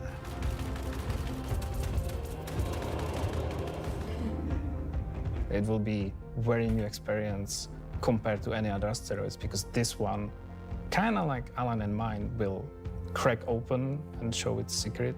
And one presumes you can make a decent amount of scratch in an asteroid that's big enough you fly your spaceship into it. It wouldn't be worth doing if you couldn't make a good amount of coin, yeah. Making promises for the econ team. Yeah, they've got to balance it. They said you could go in through the main laser, Adek. I wouldn't recommend it. When crafting comes in, when all the other mechanics and features that we want in the game for 1.0 come in, it will be a place where like an organization or a group of like 5-6 people could come and just get a monumental amount of minerals. So that's a look at some of what's coming over the next 12 months. In addition to what we've shown, there'll be new mission packs tailored to the People's Alliance and their struggles. There'll be events that invest you into the evolving storyline of all 3 systems we'll have in the game. And of course, when we begin populating these with new planets, there'll be a whole host of ground-based POIs, settlements, and structures inhabited by those trying to make their way in the verse.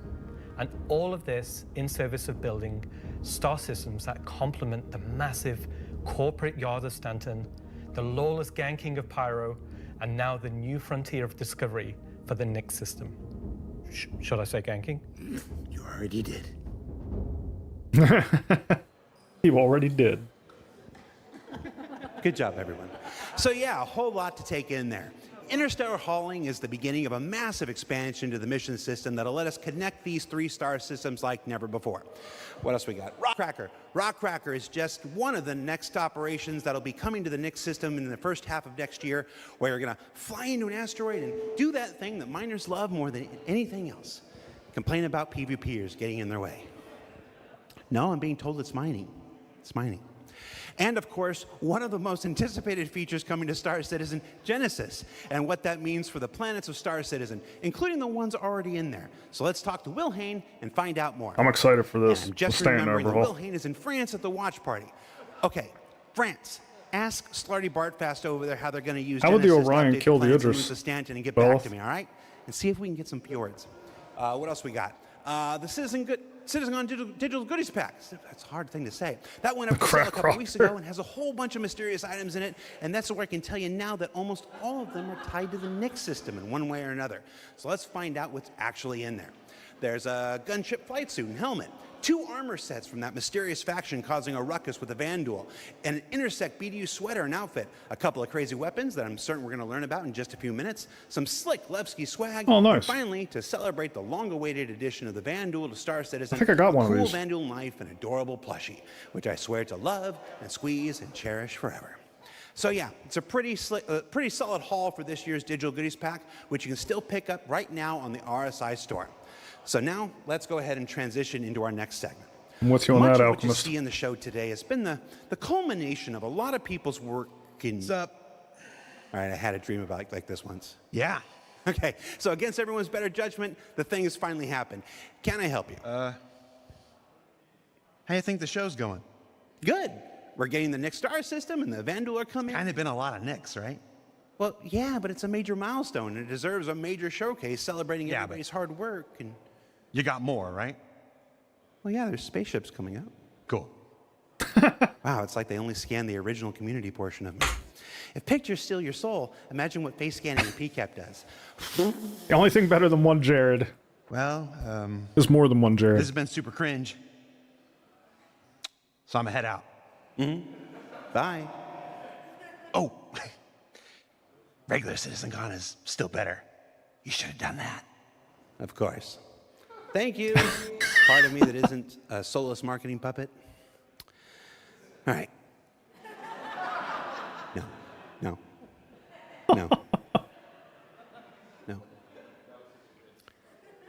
Let's just go to some spaceships, shall we? Hi, my name's John Crew. I'm the vehicle director. All right, what here at ships are we getting, CRG, people? And welcome to Talking Ship, where we're going to talk about 3 new ships coming to the persistent universe. What ships we getting, Ark?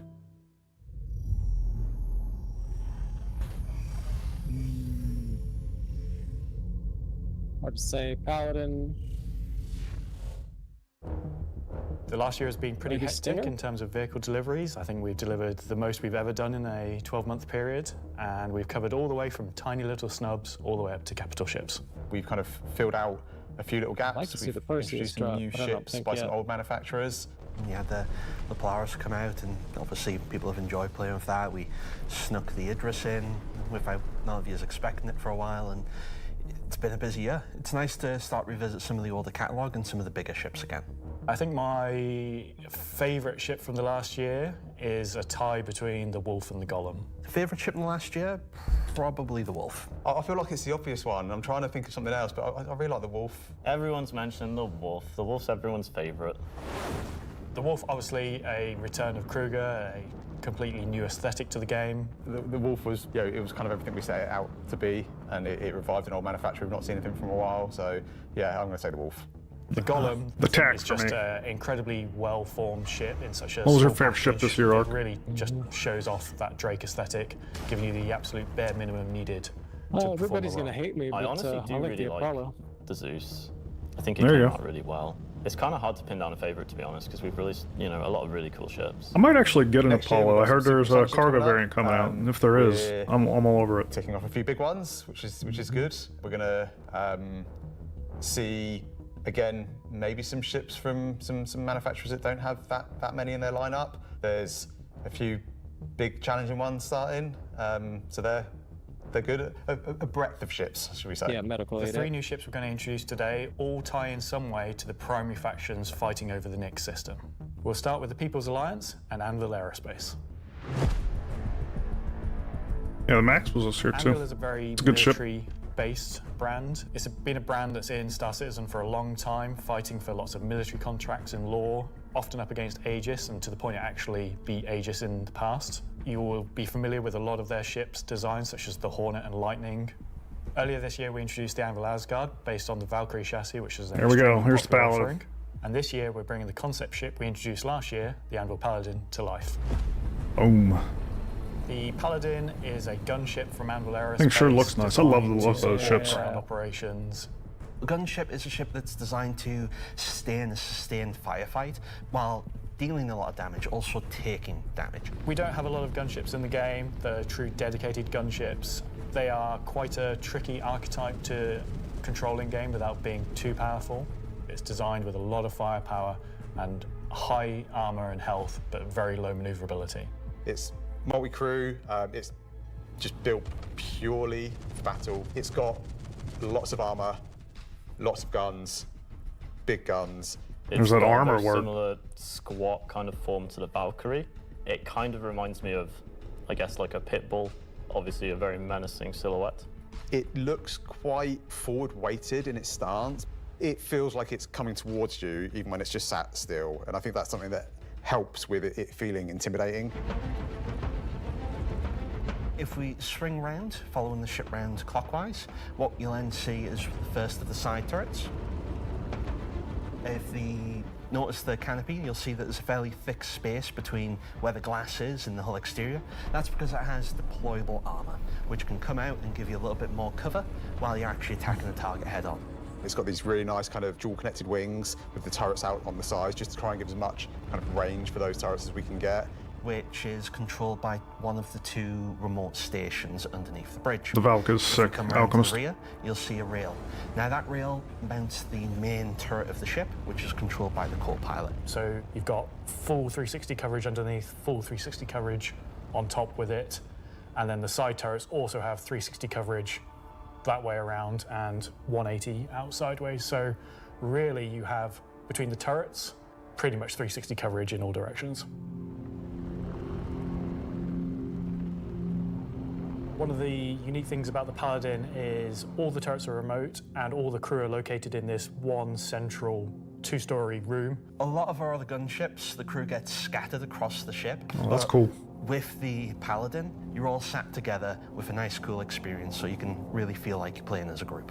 You've got the pilot, co-pilot up top, and you've got the gunners underneath, and I think that helps with the intention of what the ship does, because you've got this really nice kind of like gunner viewpoint down, kind of giving this lower coverage. We added a glass floor just to keep the 2 connected. I think that really helps with the feeling that you're all working together and communicating. That said, if you don't have the ability to fully crew a Paladin, you can still fly it and engage in combat solo. Obviously not as good as if you have a full crew, but you can't always guarantee your friends are going to be online. As a solo ship, it's pretty capable of doing a variety of missions within Star Citizen. So if you want to run this ship solo, you can take on combat missions that, say, other heavy fighters like the Scorpius or other ships such as the Drake Cutlass could do. Hey Repo, welcome. Coming aboard the Paladin, you enter into this sort of armory, ready room area. You have a variety of suit lockers and weapon Yeah, the racks remote turrets in had it. this room. Everything's very militaristic, stripped back, simple. It's a very functional space, but you'll find everything you need in there. One of the improvements from the original concept is we've added a small dedicated cargo bay area, allowing you to store actual SCU crates. Forward of that is the route to the lower gunners, and then upstairs you have the bridge area, and then off that central area you have the dual living quarters, one on the left, one on the right, and then at the rear you have the main sort of engineering area where the majority of the components are. Also within the upper traversal area you also have a little breakout area with seating, food machine, toilets, etc. I think it's a very cool looking ship. I think we did a really nice job of taking what was there in the concept and adding an extra level of detail and trying to kind of push things forward. I think it hits the nail in terms of a really solid military ship. It's really complementary to some of the other ships in the Anvil lineup, so something like the Valkyrie, where you've got this big drop ship. You know, the Paladin's there just to make sure it's safe, make sure no one messes with you, and just basically scare people away. The thing I like most, I think, about the Paladin is that it's very clearly got a crew of 4, and they all kind of work and operate under the same conditions. You know, the pilot, co-pilot, and the 2 gunners, they're basically all equal on the ship. There's one toilet, everyone's got the same style of bunk. When they're at work, everyone's at the front of the ship together. It's really odd to me that you called out, you like that there's one toilet for 4 people. Well, you know, it's you all work together. You're all equal at work. The toilet seat never gets cold. Toilet seat never gets cold. Yeah. So that's the Anvil Paladin. Whilst originally a military-built craft, it's the perfect ship for folks on the frontier trying to defend against threats.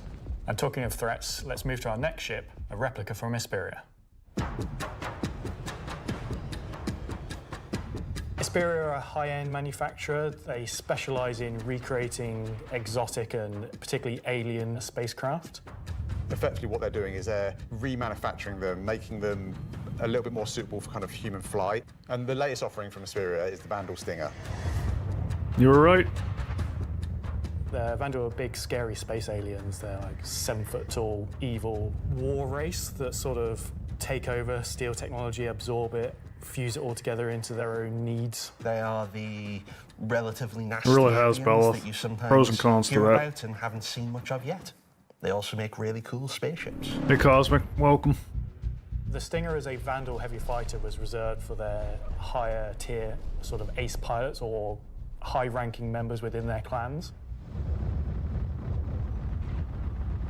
The Stinger is a competitor to something like the FA or, I guess, the Scorpius. It packs a lot of firepower in quite a large frame, so it's a very, very tanky spacecraft. The firepower is almost unrivaled in terms of just both the number and the size of them. So it's there for players who don't want agility. They don't want to be in and out quickly. They want to be there brawling with big guns and taking all the hits. That's me. One thing Hesperia have done differently with the Stinger is they have done away with the majority of the bespoke weapons. They heard everyone's complaints about the glaive and blade and have stripped off the original Vandal weapons to allow customization for standard human weapons. With the exception of the single-size 5 gun. Because it was too well integrated into the hull, even for Hesperia to remove. All the additional weapons are generic mounts, so they can be swapped with any of the existing lineup that we have in the game. By doing this, it provides greater flexibility to the end user, and this is something Hesperia wanted for the civilian market. For that one bespoke weapon, the size 5 plasma cannon, functionally it is the same as the existing size 5 plasma cannons on the side and glaive, but it is a sort of Gen 2 model and wraps it in a different aesthetic compared to those models. You'll see they're very much older Vandal styling. This is much newer. Is Paladin in the store already too, Randy? It's the same weapon that people have used for years. Our job as the vehicle art team on the PU was to take the Stinger from the squadron team and prepare it for life in the PU. We took an opportunity to take this really well-established art style and add extra details where needed. So the exterior is a real blend of these kind of hard surface, kind of rare alloyed kind of wings, and then underneath this real kind of organic structure that kind of webs all of the ship together. It connects the thrusters in, it connects all the kind of underside of the vehicle and pulls the whole ship together. You can tell it's very different from the Vandal ships that are currently in the PU. If you take, for example, the way the cockpits are constructed. Up at the front, we've got this big kind of bubble dome that gives the cockpit quite a unique shape compared to some of our other ships, and also gives the pilot a unique position within the ship and kind of gives great visibility out the front. Boarding the Stinger is a little unusual compared to other ships, obviously being alien in nature. Looks like the bubble cockpit on the missile. Kind of straight up into the belly of the ship. There's, lots of organic detail, rib cages, kind of strange alien forms. On entry of the cockpit, the seat kind of comes down towards you and you kind of climb over the back of it a bit like a motorbike. You're basically riding into the cockpit. It feels very much like you're being carried inside the cockpit. All right, that's pretty cool. The traditional prone flying pose that Vandal pilots use.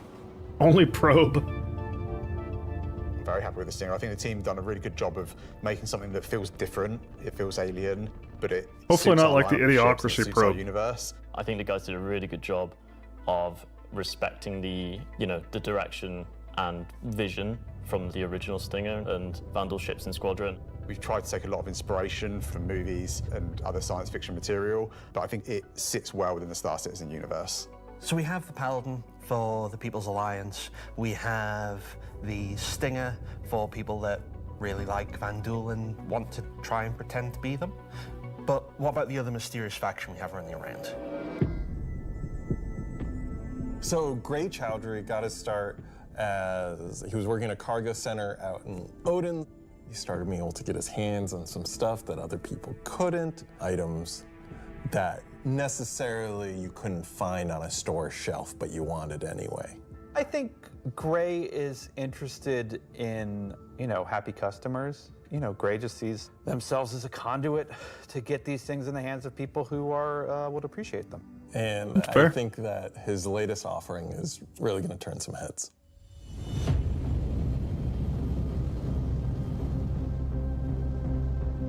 So the Shiv, well, we don't really know what it is, to be fair. It's what happens when someone who is a genius at aeronautics and ship assembly is given free rein to do whatever they want. The hell's this It's thing? the best of whatever they can find lying around, put together to make something Sounds like Drake. unique, Top-down cutlass. wonderful, arguably beautiful, and just released out into the Drake universe heavy to see fighter? what happens.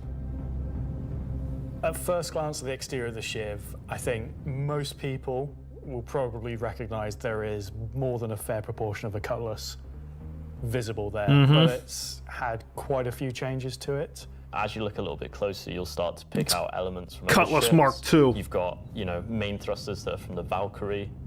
Even the bits that are obviously a cutlass have had panels welded on, panels removed. The top turret, which is now remote, is just this hodgepodge amalgamation with multiple other ships' turrets. And then the changes continue onto the inside where, again, it sort of feels cutlass-like, but then you'll find there's bits of Crusader ships just integrated into the wall instead of what was there originally. It has lost its side entrance, some of its cargo capacity, but what it's gained is it's gained visually more powerful thrusters. It's gained a really kind of nice set of belly thrusters. It's upped its firepower. As ever, with the refined work from Gray's Market, you can see that great care was taken to the health and safety to ensure that there's no trip hazards anywhere. There's loose cables, panels are exposed. If you look carefully, you'll notice there are tools laying around in the cockpit. It's gained a toilet. Bucket. Yeah, it's one for doing stuff, and then you need a second one to wash your hands. It's not an animal. It has very much taken that ethos of Drake and moved it down a level, which I think is quite an achievement. Just look at this thing. How do you even begin to describe the madness that created this? It's the Shiv. Interesting approach. Frankenstein. This is something new and different for Star Citizen. Where did it come from? I'm not going to answer that. Just Nope. nothing. Just No comment. Gray goes to places and talks to people. I mean, there are just many ways to find these things that, are they legitimate, manufacturers? No. Are they operating on the right side of the law? Maybe not, but, money's money. Does Gray have a motto, an ethos to live by? It probably comes down to, don't ask where I got it, Don't ask how we got it. Don't worry about it. Just ask if you want it. I think the Shiv is for someone that is looking for something a bit different, a bit away from the norm, that just wants something that's unique. It's definitely for people who like a rustic aesthetic. It's a fun ship, but it's also really strong, to be honest, and it's absolutely a statement. I'm happy with the 3 ship offerings. They are obviously very combat heavy. There's something we wouldn't normally release all at once. It came from but Jared. Honestly, all of them are a different statement, and they're all cool. As always, super excited to release these ships into the game and just see how players react and play with them. It's always fun to see the quirks and the shenanigans that people get up to with them. So that's talking ship for another year. So, I hadn't considered independent ship makers coming into the game. That's pretty cool.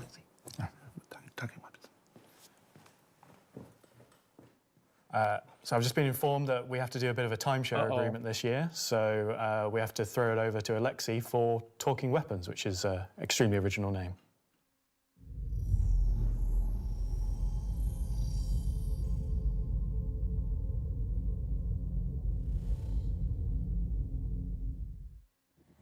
I'm talking about the new edition that come out in October.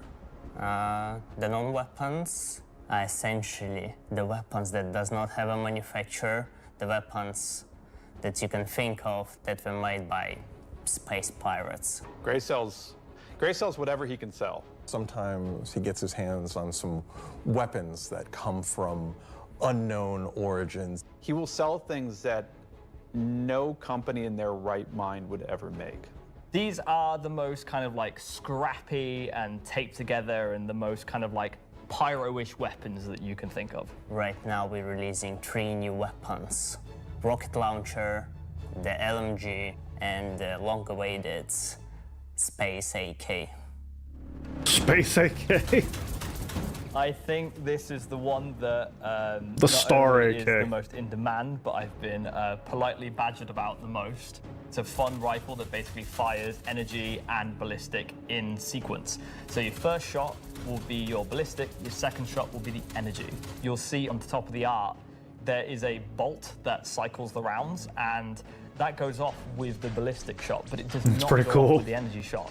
And that is just like a really fun way of making a weapon work in kind of like a scrappy, glued together kind of aesthetic.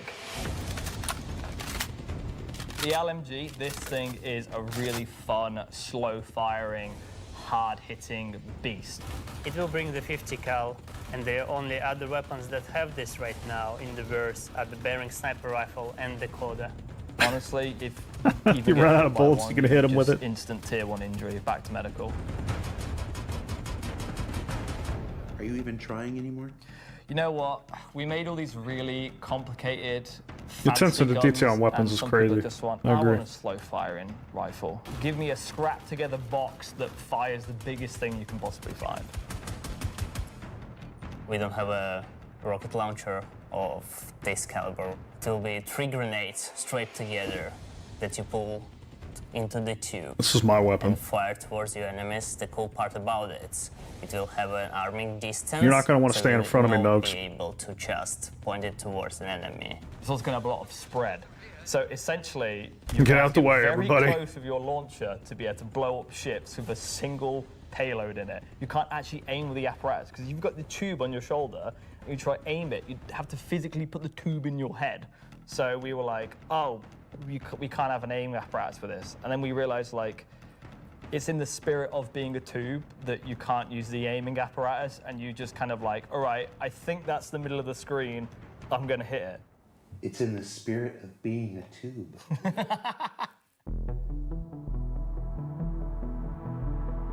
Are we gonna talk about binoculars? Binoculars are really cool. We don't have anything like this in the verse. Nice. And I think it will be really convenient to use something that's dedicated to look for the things, especially far away, instead of using your sniper scope, for example. True. Will the binoculars have glint? I'm not aware of this one. Probably not. Don't give because Nugs the grenades. Binoculars are not something that you need to be aware of. It's really funny because obviously, due to Glintgate, as you know, I beautifully internally call it, basically there was a lot of community feedback basically saying like, oh, I really like spotting people. I really like playing a spotter. And essentially I was like, oh, this community wants to be able to spot people from distances. And what can we make gadget-wise that doesn't require new features? And it was like, binoculars. And I prototyped a thing which essentially was just a scope in a hand, and it worked. So we've got some really cool binoculars coming that allow you to spot people from distances. That's cool. And how much damage do the binoculars do? Depends on how you throw them. I wonder if that'll be another decision. Like, carry the med Thanks, Alexi gun, and Zach. binoculars, That's the end of this or a segment pistol. for this year. So that's That'd be talking cool. ship and weapons. Unless More role definition. anyone else is going to come and tell me something else. It's been an exciting year, and I think the next year of ships is going to be even more exciting and expansive than this year. I call them eye zoomies. There you go. Or a knife, definitely. Well. That is an eclectic bunch of combat ships for the verse, and they're all available right now up on the robertsspaceindustries.com store. Also, any minute now, there's going to be a PTU drop that includes all three, so you can fly them now ahead of their release next week when Alpha 432 goes live. Man, they are really going for a Three banger combat funding ships. year. I wonder if they'll have any additional uses coming up later in the show. Expansive, yeah. That's a hint. All right, what else can I shill? Oh, there's merch. We've got these cool new Lebsky desk mat things. These are always popular. Not big enough. Lebsky metal posters on the store, and of course, love them or hate them, but you can't avoid them. There's this cool new Wickelow's Emporium t-shirt. Yeah. There's also a page published earlier today with a bunch of links to offerings from our third-party partners, from eye trackers to gaming chairs to voice packs to spaceship models from new partners like Planet Ring and Pigeon Spaceport and more. You can find all of that on the RSI website as well. And what else can I shill? Oh, for those of you who are at watch parties, where is it? Challenge coins. Who doesn't love challenge coins? There's these lovely Lebsky-themed challenge coins if you're attending one of the 9 official watch parties around the world. There's also a digital one of these in the goodies pack, so you check those out. Don't leave today without getting your Lebsky challenge coin. All right, what else can I shill? Now I'm kind of tired of shilling. All right, let's find out some more about where we are. Simon, can we move? Can we do it? Oh, yeah, look at that. Okay, here we go. Pardon me. Excuse me. Hi, how you doing? Hey, that was my best angle. Hey, I gotta be careful. Last year I took 3 steps and tore a muscle. All right, so this is the 9th floor of CIG Manchester's Manchester office. That's you. This is the room where we have lunch every day, and if you get here early enough, croissants, if the weapons team hasn't stolen all of them. Over here, we got some cool mannequins representing different aspects of the game. You got the ever-present Hurricane security armor over here. That's really cool. You got your Dusters armor right here. You got this guy from a game that we're not talking about today. Marine armor, yeah, it's all pretty cool. And then when you come over here, got a nice little recreation area. There's some sim pits over there for people who need to test that kind of stuff. We got this cool Krigeri Bengal carrier. Come over here, shoot it. Go down the nose here. Watch this. It's pretty cool. I'm gonna go over here. Can you see me? Nice. Hi, Mom. All right. So yeah, and what are you doing, Richard Towler? All right. I thought John went to Washington, D.C. Let's see, what else we got? We got cool Voyager bar here. This is where we get all kinds of breakfast goodies, coffee, stuff like that. Hey, who remembers the big coffee controversy of 2016, where everybody took to Reddit and pondered the question, do devs deserve coffee? I do. You want to see what next year's big controversy is? I remember Check that. this out. We talked about that. Here. Do Devs do deserve coffee. Welcome to the Stargarita machine. Yeah. Stargarita. Do devs deserve frozen deliciousness? I don't know. Yes, they Go to do. Reddit and let us know. Oh my All right, gosh. let's see. Let's go over here. I can't wait. Competition winners. We have the list of competition winners. Can we put that on the screen? Yeah, competition winners. Remember the competition for the CitizenCon winners? The people made the videos, and we gave them a Kruger L21 Wolf. We actually have the names. They're behind me. Look.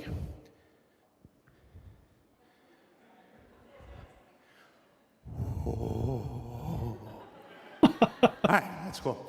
Also, everybody's got food. Do I have food here? Oh, somebody's supposed to save me pizza. All right, so we got Oh, you guys saved me a lot of pizza. Let's see, there's like 3 different kinds of pizza here. What if we just Yeah, now I want pizza. combine them into like a challenger situation here? That's not even right. That's a CitizenCon throwback if you're not familiar with it. So I have now crafted my own pizza experience. And that is a here we terrible go. segue into our next segment. Gemma, Gemma, are you there? Yes, Jared. Can we Crafting. fire up the FPS crafting segment while I try to chew this off camera? We sure can. Roll, BT. I was hoping it was going to be a segue into you can now eat pizza in the game, but I guess we'll settle for crafting. Star Citizen, at its heart, will always be an enormous sandbox experience where you can set out to tackle the universe in whatever ways you want. But that doesn't mean we can't shape parts of the universe here and there to better suit our needs. That goes for both you and us. Let's start this part of the show with a look at how crafting is going to change everything from resource gathering, refining, and even combat when it comes online in the next few months. Next few months? Did I hear that right? Crafting is going to be quite small in scale. We're going to use it as a kind of a concentrated effort to allow the players to experience the initial UI, the flow of gathering materials of different quality, and using those to craft items which are better than what they have currently in the game. The first version is going to be primarily FPS items that you can craft, weapons and armor. For Star Citizen, crafting is our primary progression mechanic. Star Citizen isn't your standard MMO. We don't have levels. We have ships, we have gear, we have things that you create in the world, you perfect, you research, you improve. And thank those you for that. items, those ships, those vehicles, The lack of armor levels, and I mean. weapons, that's how you progress in Star Citizen. 100%.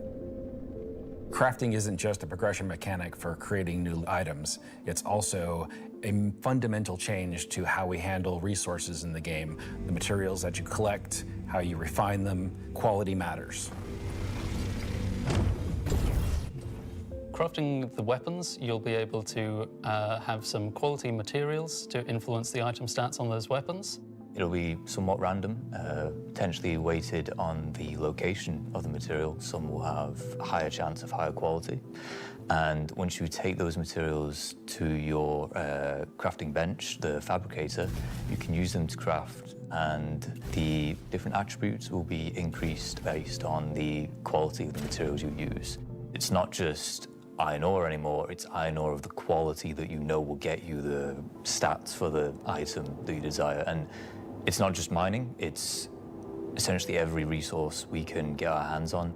To support this, we also need major changes to inventory so that all of these new resources that you're collecting, you can see what you have, you can order it better, you can understand what you have in your inventory. We won't have the new refining crafting system yet. We'll be using the existing ones. Those will pass the quality through into the refined materials, which you can then take to your crafting machine and start making your personal items.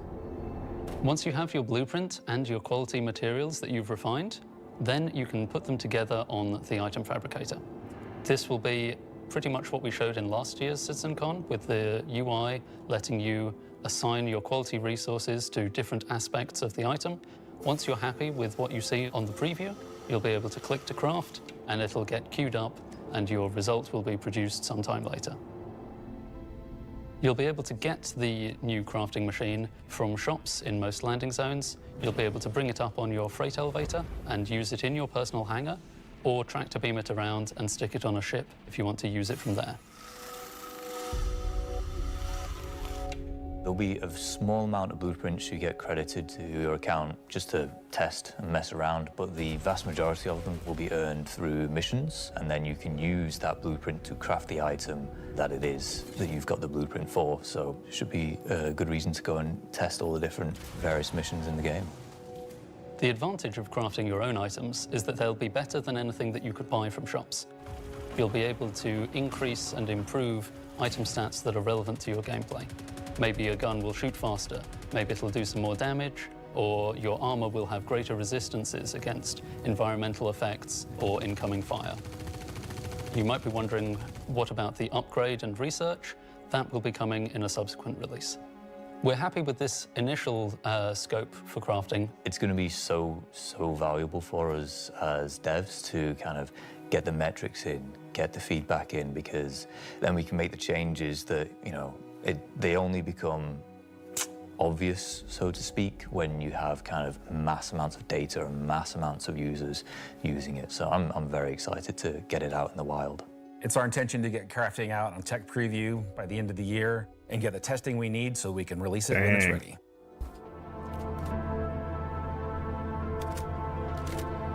So that's one way you'll be crafting your own experiences in the Star Citizen universe.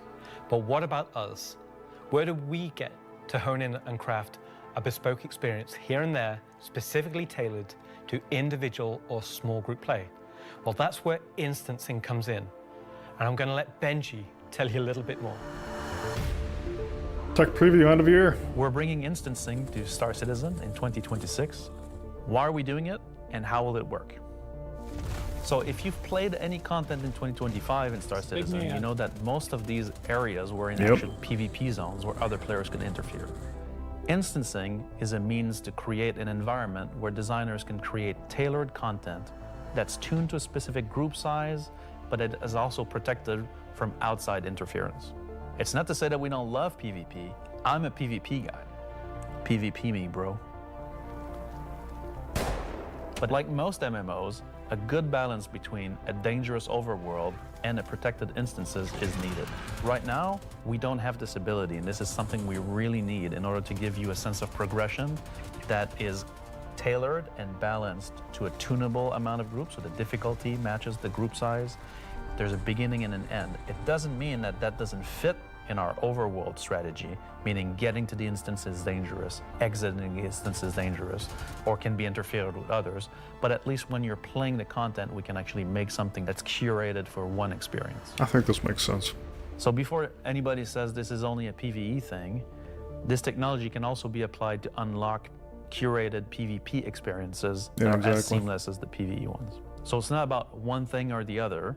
It's really about unlocking developers' ability to create curated content.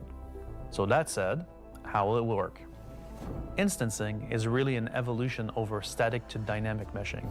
We want your instances to be as seamless as your instance hangars, meaning that when you take an elevator, you exit the elevator, you're inside the instance.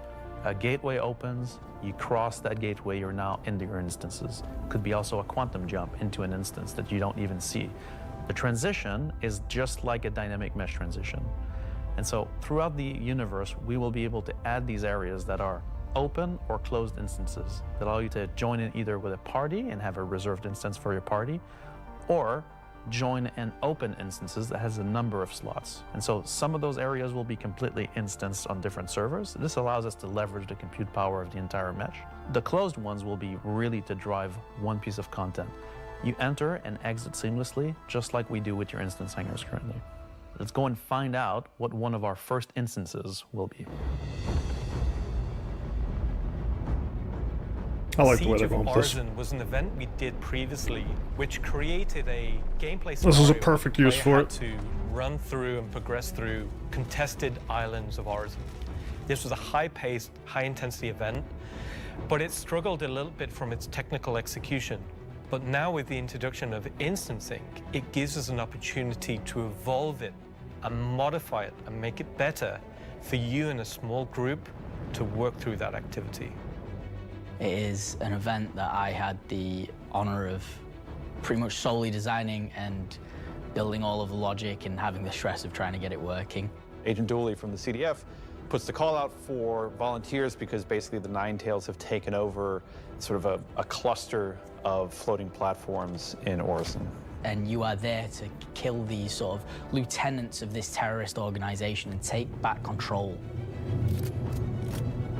So in our current thinking, Siege of Orison is designed for about a 15 to 20 people fire team. So you, your friends, or your org will go in, you'll all have sort of dedicated roles. Some of you might be the tank who brings in the heavy weapons and sort of pulls the fire. Some of you might sit at the back and be the sniper and pick people off who are a bit further to make the advance easier. Some of you will be the medic who sole job is going to be revive and look after the rest of your team and the health of them. And some of you will be the people who push for the objectives to try and get sort of most of the mission done. The event was designed for about 15 to 30 people, but when we released it, we fixed the problem with 2 DGSs on one server that was fighting for resources. And with that, we also upped the player count to 100. So when it first debuted, it was already too full for what it was designed for. It was a massive operation at the time.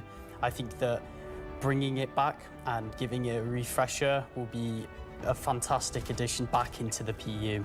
So imagine if Siege was our first raid instance that you could go in and play solo, or if it was a public event that you could go with your friends, or you could join up with random players on the server. There's lots of ways that we want to take a look at Siege, how we can make it a more approachable piece of content.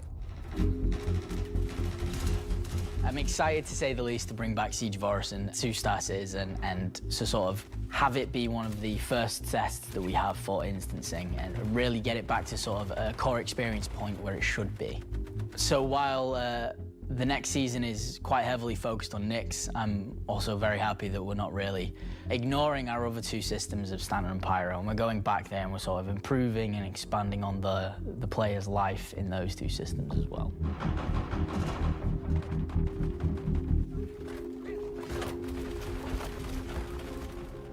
Yes, and while things like Genesis, interstellar hauling, crafting, Siege of Orison, and more will reveal next year, we'll continue to bring life into the existing universe outside of Nyx. There's still one more exciting use for instancing we're building right now. It's an earlier look than normal, and some of it is still in white box, but we're excited to share the first look at a major content release of 2026, and what it means for progression-based gameplay. As an evolution of our Building Interior initiative, you won't discover it by accident, because when it's complete, it will be found deep within the heart of Levski itself. This is the Municipal Works.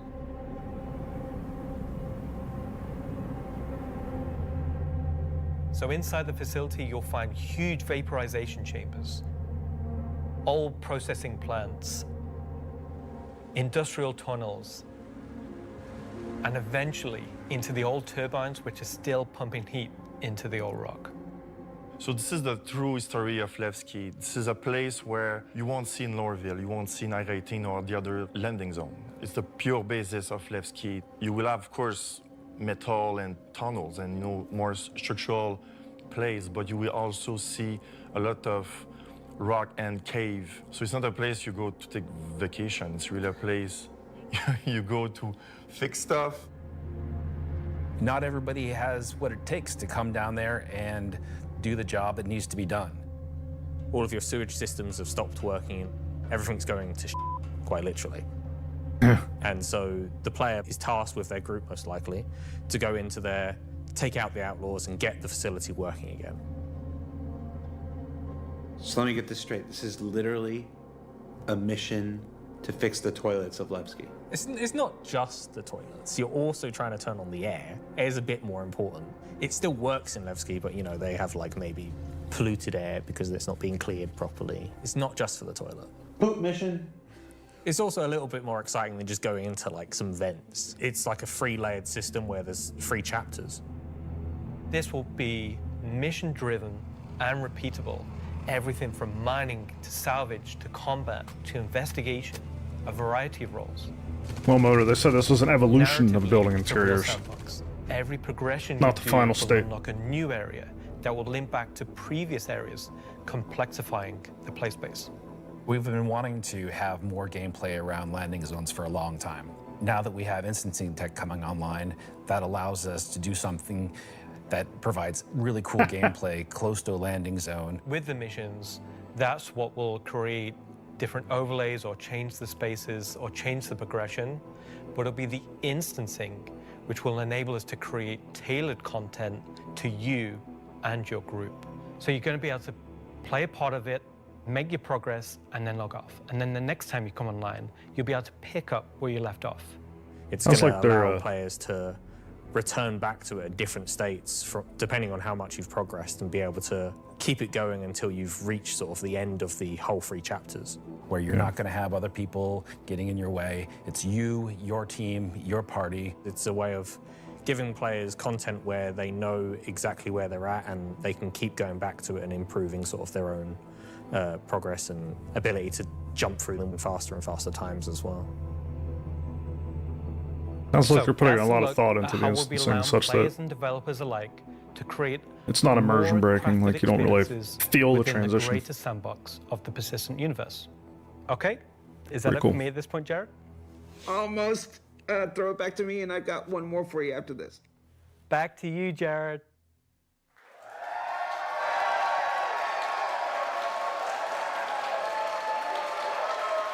Yeah, exactly, Alchemist.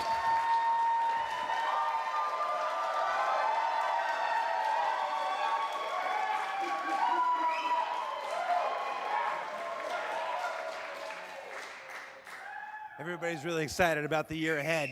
So that's a brief look at some of the ways in which we're allowing you and our developers to craft a more curated Star Citizen experience.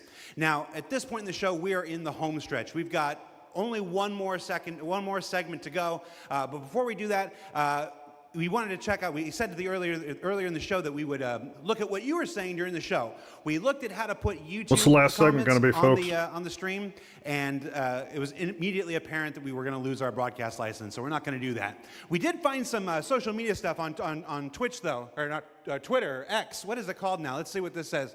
Let's see. We've got Welcome Back Levski from, I'm not wearing my glasses. Oh, no. Oh, time to suit up. Let's go get him, says Ubu. I really should have worn my glasses. Cue the bagpipes. That's the other game, Charlie Oscar. Let's see. Nice to see you live, Jared. Mom? Let's see. First CitizenCon after playing for almost a decade Silhouettes? in Austin. Oh, nice. Straight out of Klesher, back Maybe to an the update on Hex. engineering? Photos from Leicestershire. How do you say it? Is that Leicestershire? Leicester? Leicester? Base building will be sick. I've only been in the UK for 3.5 years.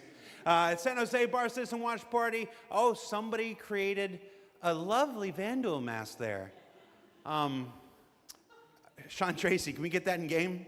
Just that, exactly. Just scan that, put that in game. All right, so that's a few reactions we're seeing on social media right now. Before we get to our big finale, or the thing we're going to wrap up the show with today, I did want to talk a little bit about Oh, we called it a big finale. CitizenCon versus Digital CitizenCon versus what we're doing today, which is CitizenCon Direct. Every year, CitizenCon is a monumental task for any number of people, whether that's development, marketing, the support teams, the platform teams. Everybody comes together to make this thing happen and go off, hopefully without a hitch. And so far, we've been doing all right, other than some stuff in the room here. You know who you are. They had to know. But doing CitizenCon is not always the easiest thing for our developers. You might not assume this, but most game developers are not social butterflies. They tend to like to sit quietly in the dark at their computers. I can attest to that. Goblins, and just make digital virtual worlds like this. And then I come in all happy and like, hey, you want to be on video? And they're like, no. And I'm like, it's in your contract. And they're like, oh, yeah. So we thought, we usually do it behind the scenes afterwards, but we thought we'd do a little bit of it here. The folks in the editorial department put together a brief montage of some of the more candid moments from the filming of CitizenCon over the last couple of weeks. So we're going to spend 2 minutes and take a look at that. Let's see what they put together. How many CitizenCons have you performed in now? Performed? Just the one. Nope, my first one. One last year. 2. A few. 8 or 9, maybe 9 or 10. Never. Man, I don't know, man. Did you like doing it? Yes, I was completely terrified. It was good, a bit stressful. The first live one, I was a mess. Weird combination of going from insane highs to insane lows. Live ones. Because? It's over. The live ones are pretty special. Pre-samp's always fun, but the live events are special, aren't they? Remember we were at that weird crack house in Ancoats? Right. I like the live ones. Right, Al? I love these I'm right there with you. ones. These are the best. Every time I've done it, it has been a digital one, and I'd like to do one on stage. Is it because you have a restraining order against you, or? Didn't know if I was going to be sick, if I was going to lose my stomach. How hard is it to keep your eyes open on stage? That's not a problem with the lights.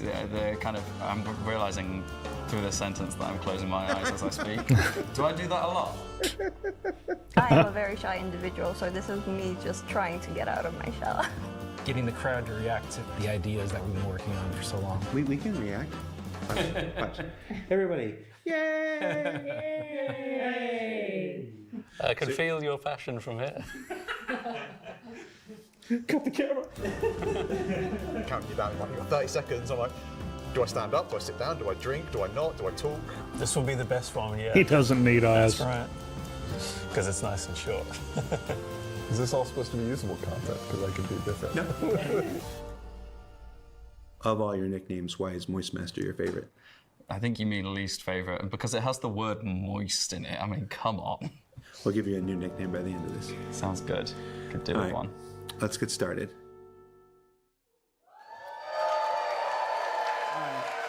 So for those of you watching at home or at the watch parties, you're like, why are we showing that? I put that in there because I'm eternally grateful for all of the CIG staff and developers who take the time to appear on these things, whether it's ISE, SCL, CitizenCon, walk on stage, be pre-recorded. It's not the easiest thing for everybody. And on behalf of the community, if I can speak for them in this regard, I want to say thank you for participating in these things each and every year that we have them. Now, let's wrap things up here. So, let's see, how do I want to do this? At this point, we've only got one major story left to tell. But before we do that, we wanted to do one more check-in on something we started last year. Last year, Rich Tyler took the stage and presented his roadmap to 1.0. And we didn't want to go an entire year without talking to the senior game director himself to get his update on that 1 year later. So we're going to throw it to him, and we're going to go to our last segment, and when we come back, we'll say our goodbyes. And if you're at a watch party, it's time to get... I was going to say... that's not a word I can say on the camera. Let's just go. Let's just throw it back to me. Go to me from 1 week ago.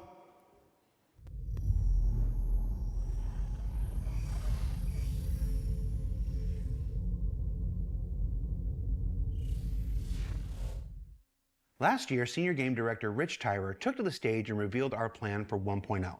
Now, before we end this year's CitizenCon Direct, we wanted to take a few moments and follow up on that reveal from last year, to do as we've done today and look at the year ahead. So, Rich, thanks for taking the time to join us. Well, you're welcome. All right, so we're going to jump right into it. Everybody knows the only constant in game development is change. So I'm going to ask you outright, what's changed about the road to 1.0? Well, fortunately, nothing. It still remains our North Star. The team is busy working towards that goal in the background, and every patch this year has moved us towards that goal. And if you haven't watched the Star Citizen 1.0 presentation from last year, I highly recommend you do so, because everything in it is still relevant as of today. You mentioned every patch this year has moved us towards that goal, so I want to dig deeper into that. We've done, at this point, 9 releases in this year, more than any year prior. How does each one of these not just sit as their own moment in time, but move us forward on this road to 1.0? Well, last year I discussed the framework of 1.0, how all those complex systems can tie together. And one of the core aspects of that was the main story, which became the spine of the universe, which brought all of the locations, mission givers, guilds, and all the different areas of the game to the players. Now, what I didn't talk about from last year was all of the content that was going to support that framework, add the flesh to the bones, should we say.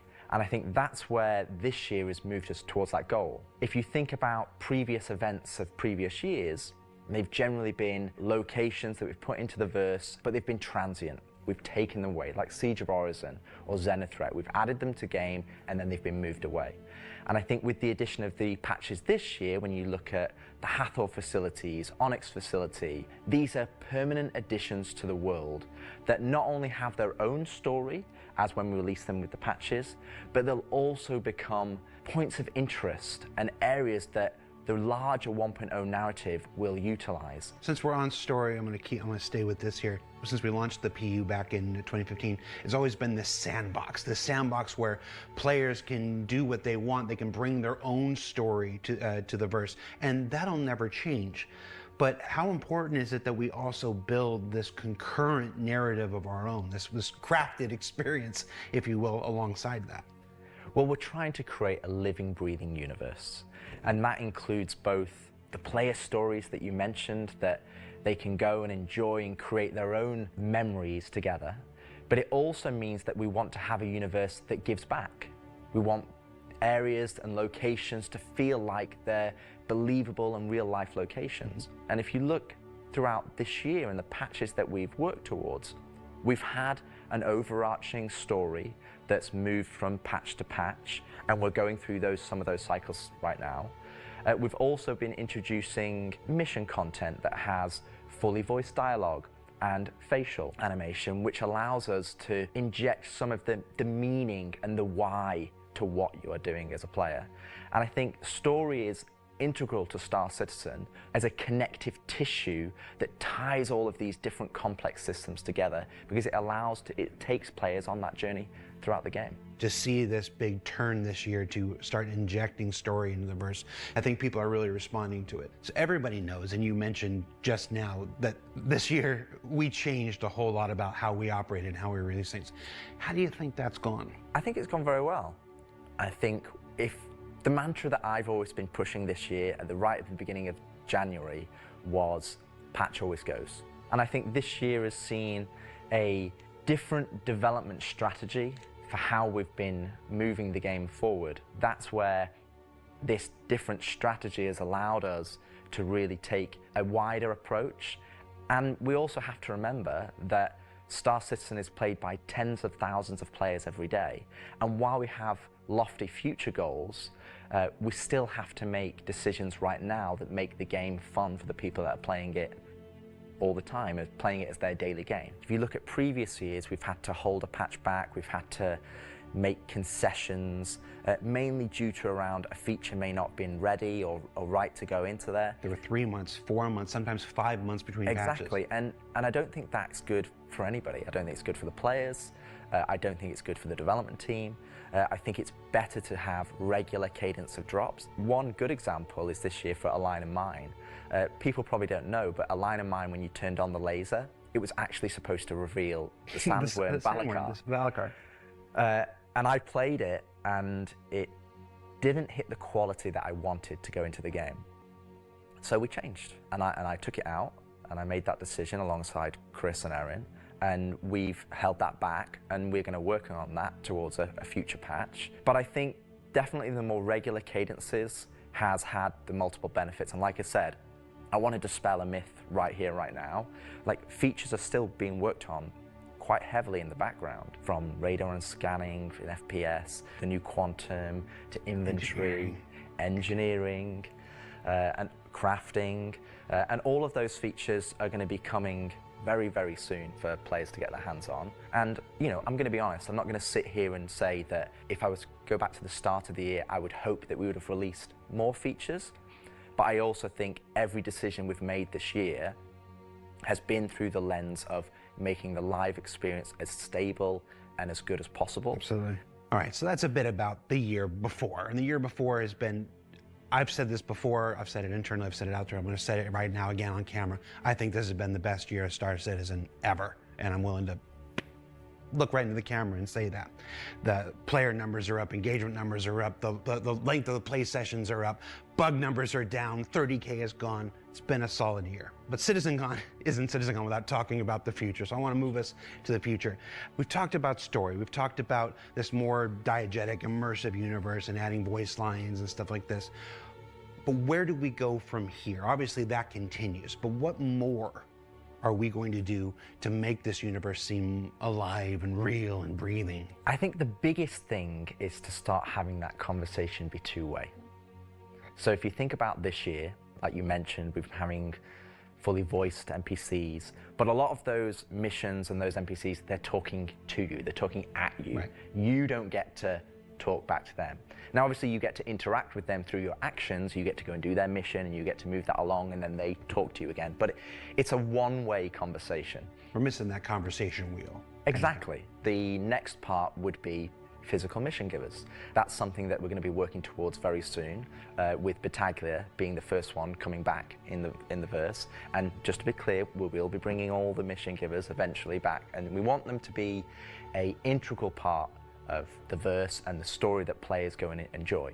We want the locations to be brought to life, and as we mentioned last year, we want to have interactive scenes that you can go and be part of. And obviously the full end goal is towards, to have cinematic stories in the game, and that is what we're going to be pushing towards. Everything we do, every decision we make is through the lens of moving us closer to 1.0. It might sometimes be difficult to see why those decisions have been made at the time they've been made, but rest assured that Star Citizen 1.0 is still our North Star. That's what we're still aiming towards, and that's what we're going to be moving forward with every patch next year as well. And remembering when mission givers were first introduced, they sometimes became a bottleneck. Is there a role in instancing, which we learned about earlier today? Is there a role for instancing in that, in helping with mission givers? Yes, partially. It will be one mechanism that will allow us to have players go to their own individual area of the verse, have that conversation, and then go and continue on into the open world environment. So I think that's where, when we look at instancing provides us one tool that allows us to remove that bottleneck and provide a more seamless experience. Happy you said that, because that's one of our last topics I want to get to, is how we reconcile instancing with the persistent universe. Like, for the last 10 years now, we've been building this giant, seamless, persistent universe where everybody can come in and play together.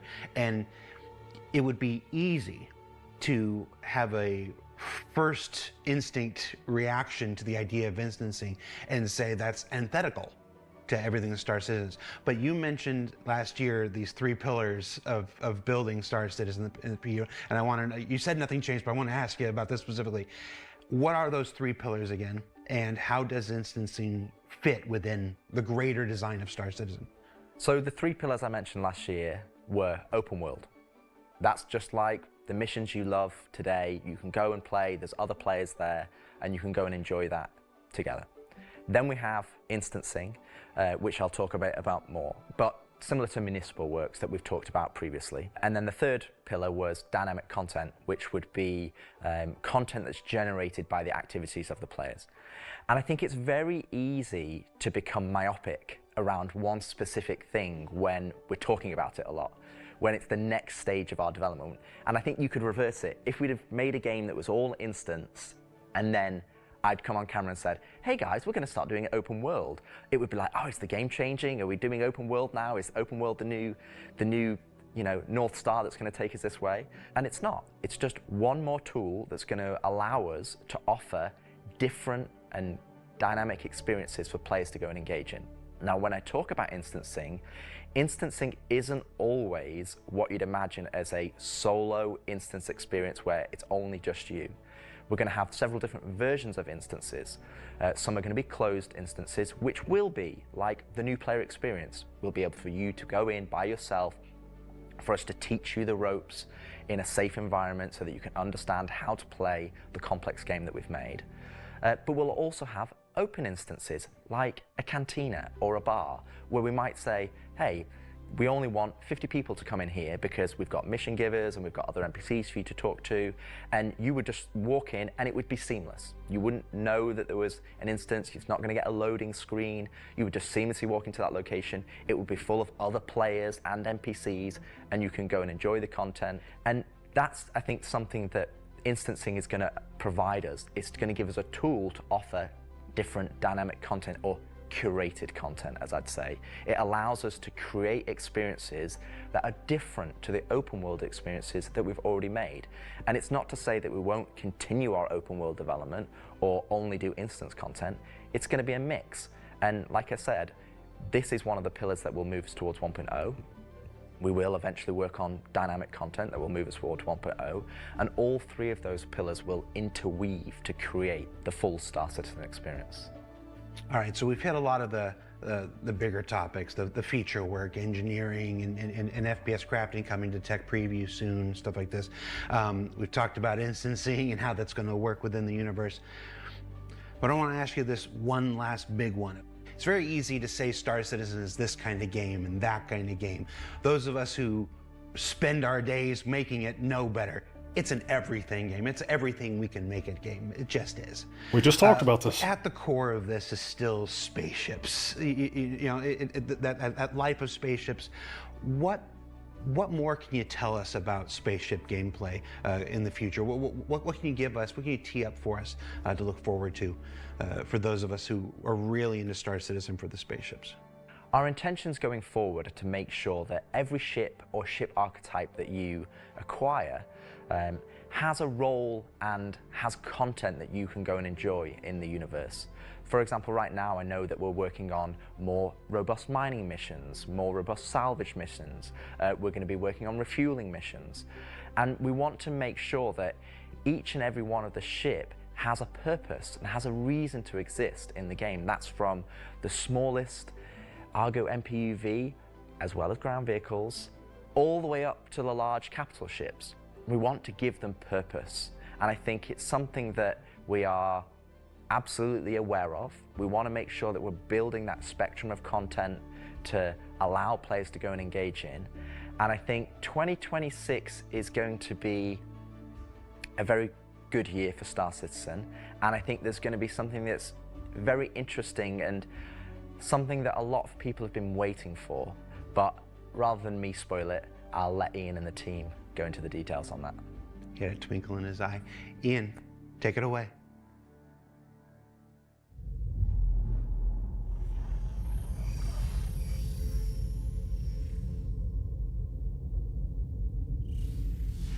Star space. So the persistent universe has existed for over 10 years now. During that time, we've created lots of gameplay systems, we've added hundreds of locations, we've added lots of mission activities for different purposes: combat, cargo, mining, salvaging. But for combat ships, the only thing you've been able to do is fight other combat ships. In 2026, this changes. We're going to be delivering a spaceship-focused activity space which incentivizes the use of different gameplay roles. These are going to be scenarios where you're going to have to plan and strategize and create operational tactics to overcome your objective. So what you're going to see is very early. It's early in the pipeline process, and it's going to come online about mid next year. But we're really excited about the content we're creating, so we want to share with you a super early look at what we're building in a space we're calling Tactical Strike Groups. Interesting.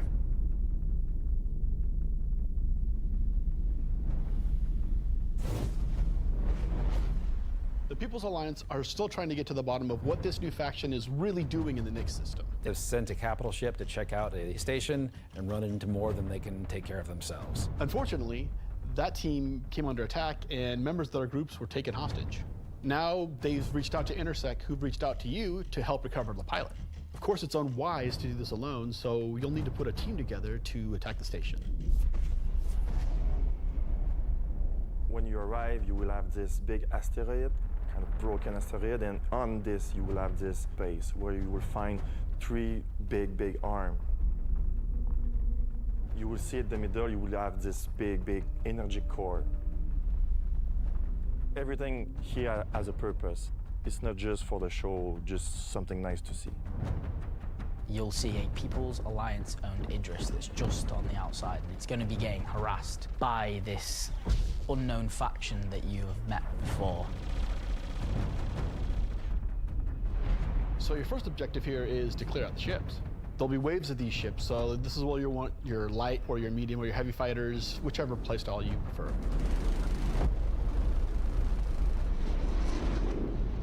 So while one part of your group is dealing with the fighters, now it's time to actually assault the station.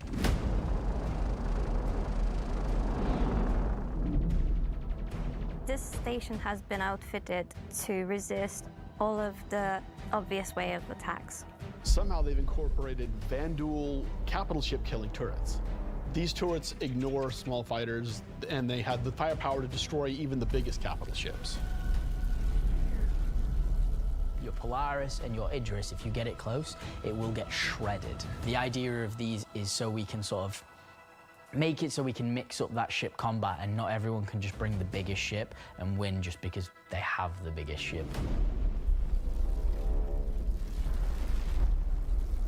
This was feeling like an early peek at the capital ship combat they talked about a few years ago.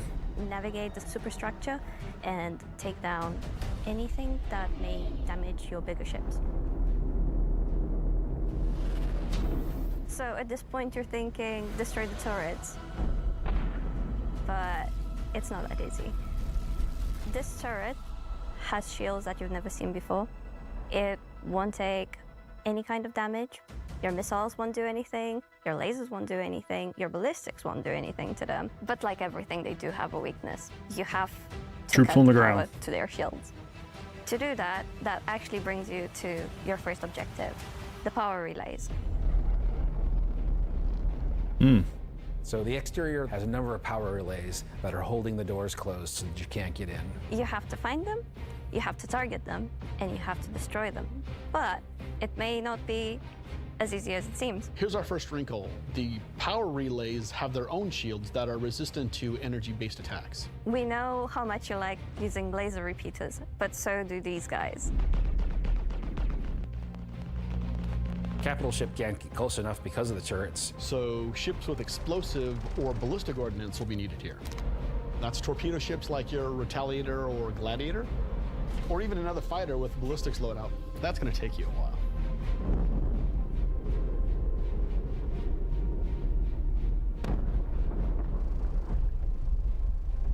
What it looks like, The Griff. power relays have been taken down. The station opens up. And this is where things get really cool. Now it's time for you to fly your ship inside the station. Yeah, you, in your ship, fly into the superstructure of this station. How cool is that? I feel like this is a proud dad moment. Thank you, Jared. We're just going to call it what it is. It's a trench run. Trench run.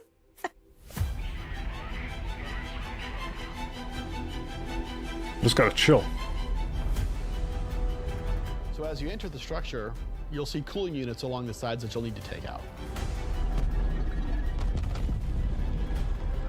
There's 3 arms to the station that have these trenches. You'll fly into one, and then there'll be a core in the center, and then you'll move out another trench. You're It's either Star gonna Fox. do it multiple times, or you need to bring friends. At this point, the core is still protected, so these are essentially strafing runs. There are objects to avoid. You're going to have to be able to dodge. You're going to have to move quickly. You need an agile ship. Because the shield generator that you're targeting is emitting lots of distortion damage. So once the cooling units are out, Rip. that exposes the core to overheat, which means that you can attack it from the inside and also from exhaust ports on the outside of the station. This core is armored and just takes a whole lot of damage.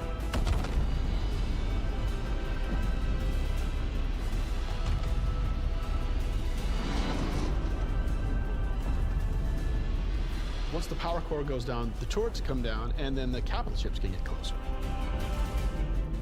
Why is that important? Because during all of this, you spend a lot of ammo and munitions and ballistics, and you're going to want to top up. This is where we're gonna get our new feature in, ship hangar refueling and rearming.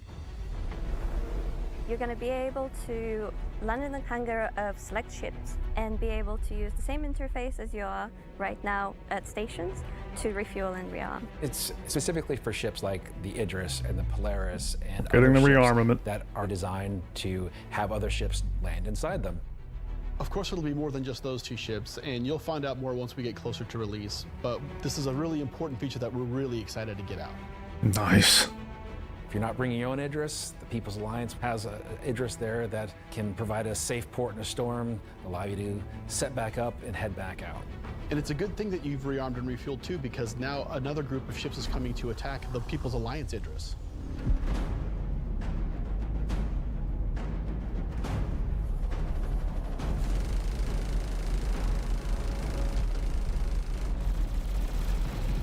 So while the fighters are protecting the Idris, what's happening at the station? Well, that's where the dropships come in. Yes. Now you've got to take a fire team in, you've got to land, you've got to fight through an onslaught of FPS enemies that belong to this unknown faction, and you've got to open a hangar door which will allow you to release captives from the station.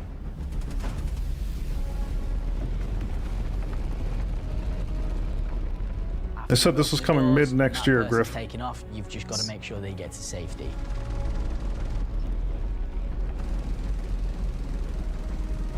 So at this point, all of this sounds pretty simple, but there's an additional complication. So up until this point, it's just been you versus the enemies in the station. But the enemies in the station have their own enemies. The Vanduul neighbors, who really don't like these guys for some reason, will come in and wreak havoc on everything. Oh my God, They're it not just going to keeps discriminate going. between you Right? and the station. They're out for blood. When you alert the Vanduul by destroying the power core that the station's now vulnerable, you're on a time limit.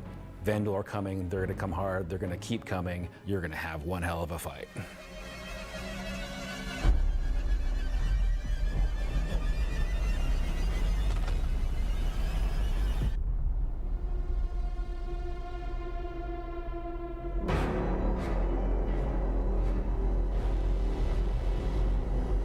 Oh shit.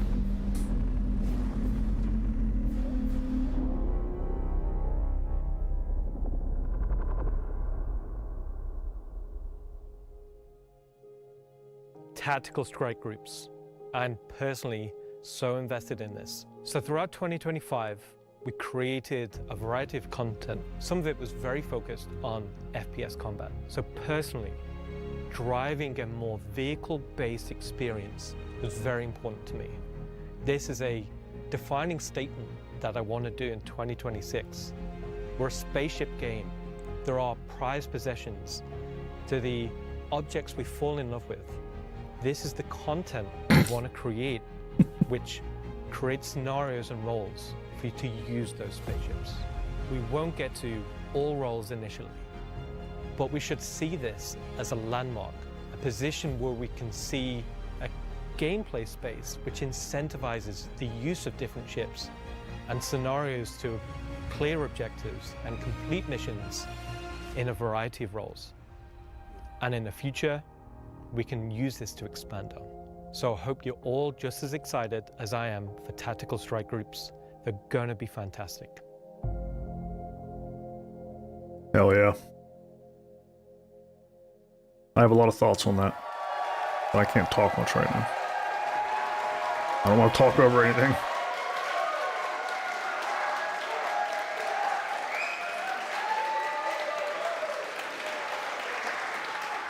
Okay.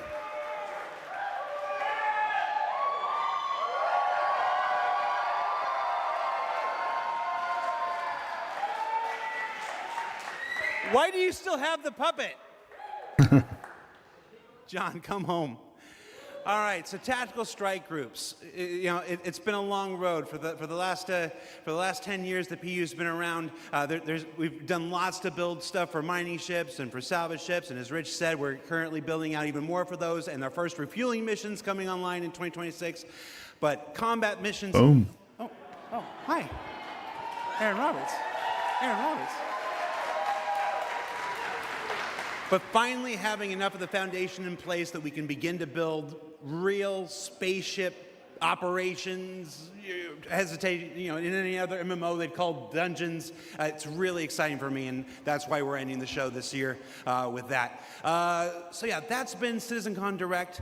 Thank you for taking the time to share this with us. Again, this is just a glimpse at some of what's coming in 2026. I've seen the Twitch chat and the YouTube chat like, oh, you're spoiling everything.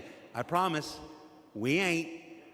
So, Before we let you go, that's it for me. Thank you so much for tuning in. And as with every CitizenCon, the last word shouldn't be mine. It should belong to our founders and CEO. So take it away, Chris Roberts. I hope you enjoyed this glimpse into some of what the team is cooking for the near future. Of course, we're not going to spoil everything that's currently in progress, and many features we haven't discussed today are in active development, like base building, social, and trade tools that are very much a priority. These, along with bringing the final polished features from Squadron 42 into the persistent universe, will make next year the most exciting yet for Star Citizen. Finally, I want to extend a heartfelt thank you to everyone at CIG for working so tirelessly and with so much passion to deliver something that is already special and will only get more so as we continue. And of course, to all of you for making all this possible with your support and feedback. We couldn't do this without all of you, something that I and the team appreciate every day. We are very lucky to be allowed the time and the money to build the game of all of our dreams, something that is only more apparent as the video game business becomes more monolithic. We are one of the few large independents left standing, and there is no way we would be allowed to dream as big as we are on an original game and take the time to achieve that dream if we were part or funded by any of the few remaining mega game companies. So thank you, and I look forward to seeing you all in the verse this coming year. Amen on that last part.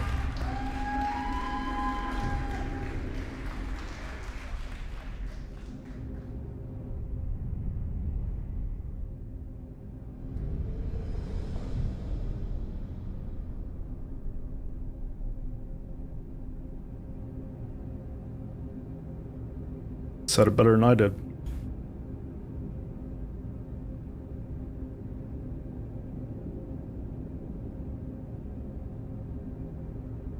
Wow.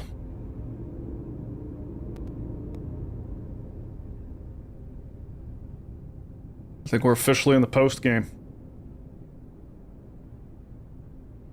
People's thoughts?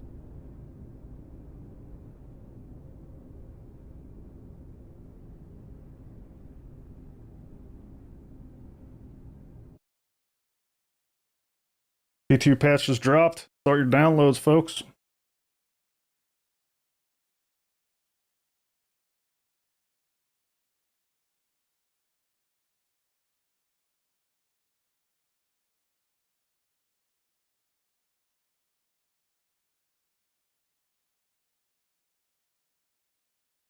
Get those credit cards out if you're interested in the ships.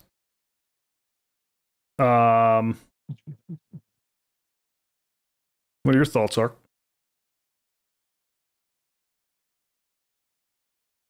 Honestly, there's a couple of things I would have liked to see, Yeah, me too.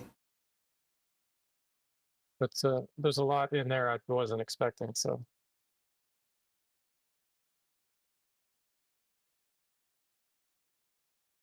I thought, if anybody remembers, I think it was, I don't know if it was last CitizenCon or the one before, where they brought Rich Tyre and a couple other people up, and they were talking about their vision for capital ship combat, and they went into all the details about how you were going to need fighters out there disabling the shields and softening the shields so that your opposing capital could bombard their ship and all that stuff. Like, all of that seemed to be present in this whatever they're calling that last thing they showed. Am I the only one thinking that? Almost seems like a dry run. yeah, I mean, it's definitely a good example of combined arms. Yeah. Feels like a good way for them to get the systems The only thing out that there. was missing was ground vehicles. Yeah. True.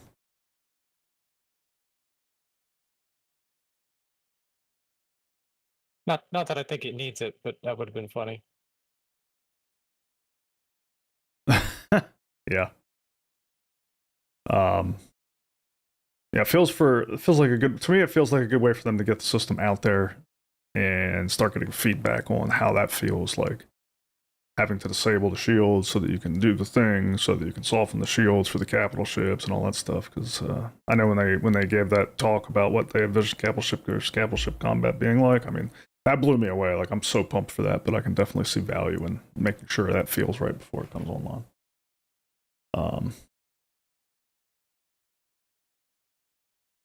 Nix, and FPS crafting is big enough, right? Yeah, there's a lot of stuff here. The fact that we're seeing these Strike Force teams coming mid 2026, I forget when we're going to see crafting. That's tech preview by the end of the year, right?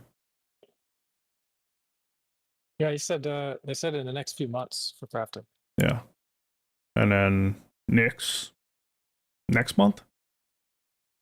Yep. Dude, if we see some of that Planet Tech stuff in Nyx next month, that's insane. That's interesting. I know they said that Nyx 1 was going to have all these new features that we were seeing on the planet. So it'll be like the first example that we get.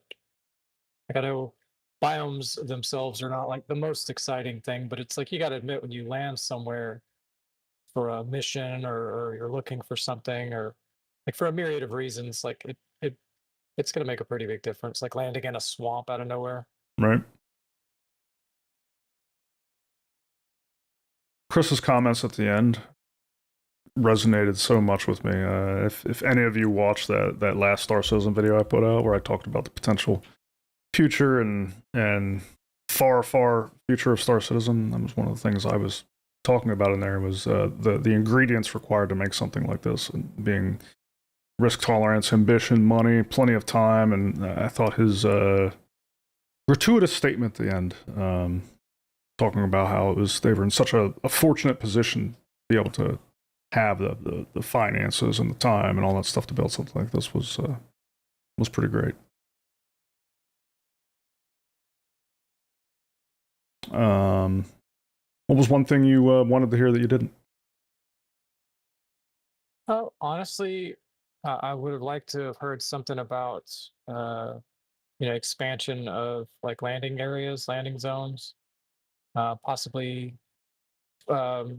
vehicle elevators, expansion of freight elevators, possibly hab additions inside of the hangars, and maybe something to the early work on base building. Like, what does that look like? What's the first building vehicle look like? Yeah.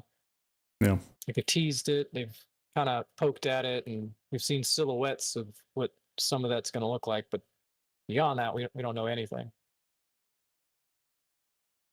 Yeah, base building was up there for me too. I didn't even think about the vehicle hangars. I'm freaking can't wait for that either. Yeah, I mean, when they talked about making hangars modular and being able to, move each one of those little modules and maybe put yourself like a hab in there. I mean, we're already spawning in there. I mean, you might as well show one of those in there. But like, I really want to see vehicles being able to be pulled up separately, and not necessarily in the freight elevator itself. Yeah, definitely. Zombie Bombi says their goal to run Stanton on a single server is complete with Nyx. That's funny. I think he's implying everybody's going to vacate Stanton.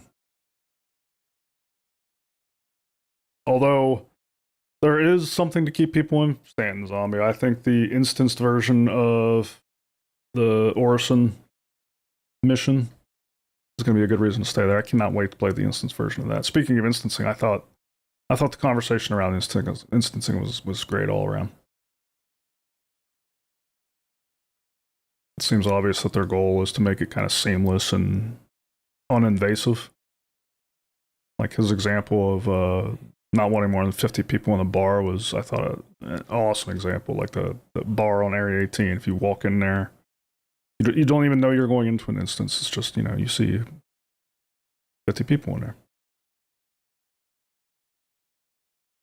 Seeing that applied to, sorry, go ahead. I was just gonna say, there's definitely some logistics there because I don't want to like go walking into the hallway and like two people vanish right in front of me, right? Yeah.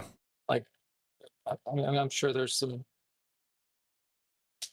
some wizardry that can go on there, but like I like the idea of instancing to a degree, but on the other hand, like I don't want them to use it too much in like cities and stuff. I would rather see the cities themselves expand and people naturally spread out a little bit rather than stay cluttered.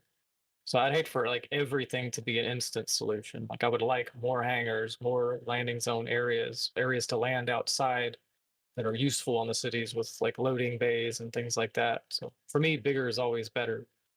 Yeah, I completely agree. when it comes to things like ASD and stuff like that, yeah, absolutely. Like I get that. I completely agree. Yeah, I don't want to see instancing in every building on the city saying that. I mentioned that only because like it was a good example on how to make it seamless whenever it is required, but I completely agree. I don't want that everywhere either. ASD makes sense. Maybe there's some mission chain that makes sense that would make for an instance bar make sense, but yeah, in general, no. Let's make the cities bigger. Need roads to drive on? I know. That's Like where we're some going. that I don't want to ever really see, like Hathor, for example. Like that one's open. I think it should be open. It should stay open. Jump Town, things like that. I don't want like, gameable instance versions of those. And I mean, I think what's going to be crazy is if they're talking about one giant megaverse, right? And you've got, I don't even know a good guess of a number, but you've got all the people in the same verse. But then it becomes a problem that we only have 3 Hathors, right?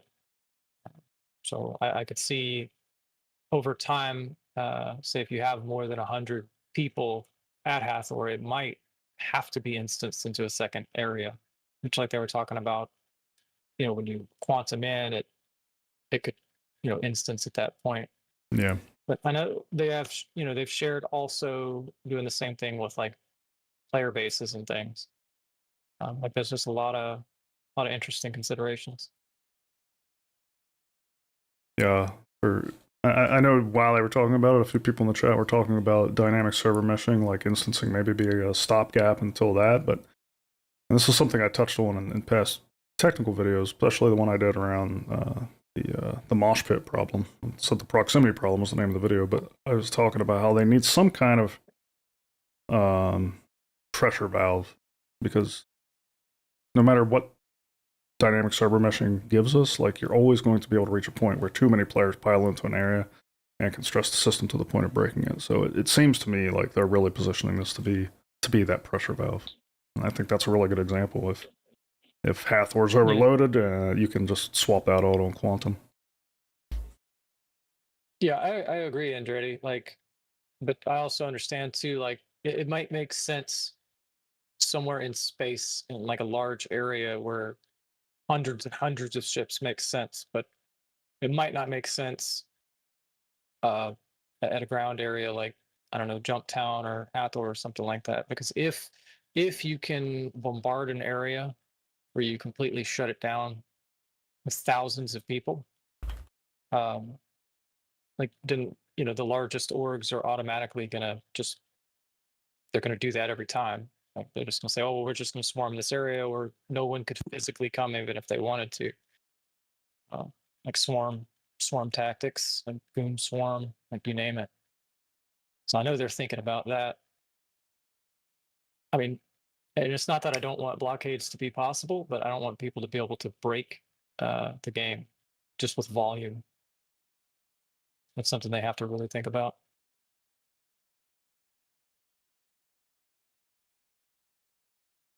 True Carbide and Willie, I hope not. I hope we never see instancing on ships.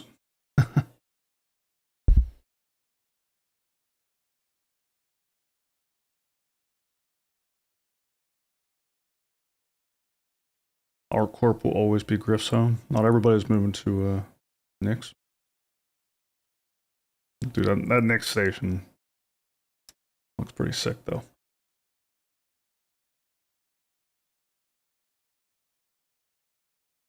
Siege will be a great Friday night activity. I agree.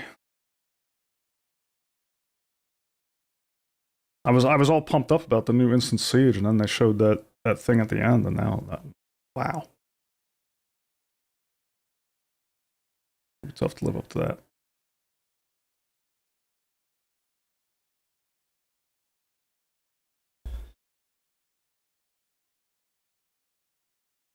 Getting any of the new ships, Ark? Man, I wasn't. But I might. I'm actually looking at the Shiv. What's that? Is that Frankenstein thing? Yeah. What do people think about the Frankenstein ship?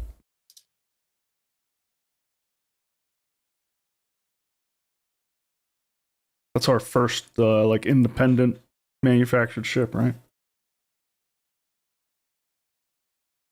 Be cool if they did more of that. I'm just analyzing its weaponry right now. We're looking at 2 size 4s and 4 size 3s. So that's not bad. Baelith, I hope they don't go that route. I hope they go with security zones over flagging. ADEC already picked up the ship, it sounds like. Nothing mentioned about NPC enforcement. Yeah, I don't think that's ready yet, Hamilton. It's a little more than a Cutlass Dark Star. I mean, not just visually different, but it's trimmed down like a heavy fighter. Which I'm assuming it's going to move like one. It's definitely not nearly as fat. Amatron says the ship's a money printer. Clearly. Albester, you get the feeling dynamic server meshing is a post 1.0 thing now? I don't think so. The last interview with Benoit laid out a pretty clear strategy for bringing it online, and it definitely all sounds between now and 1.0. Wendy G, Tactical Strike Groups was pretty mind-blowing. Could not agree more. I'm very much looking forward to that multi-role combat.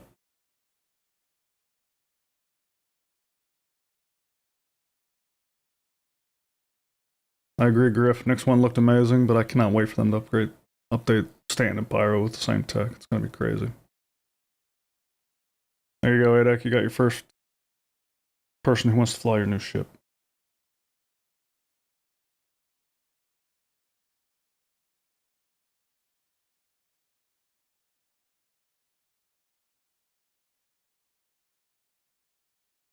And the Shiv should be modular. Is it the same size as the black?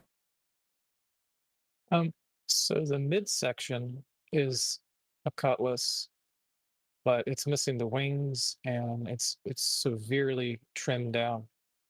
It's way smaller of a profile. Oh, really? So it's smaller than the black. They said they were missing some of the cargo. What's in the back of that thing? It's just shortened? I'm looking at the 3D view right now.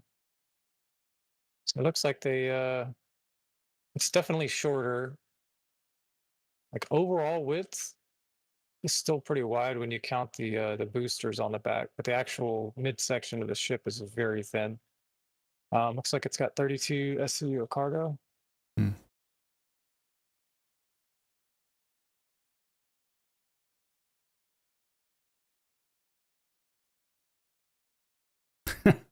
Griff, I hear you. Somebody, I'm talking about your comment about people in Pyro not being able to pick up trash. I remember somebody saying, like, why do bad guys always like to live messy? Vic, yeah, it just ended. Go ahead. It looks smaller, but it says it's longer on the technical specs. Oh, they need a side-by-side. Rico's Abe, we did not get an engineering preview at this, but I mean, they've given a lot of engineering previews to date, so I can understand why they wouldn't want to just repeat. I can't imagine they have a whole lot of new stuff to add, and we should be seeing that on tech preview by the end of the year anyway.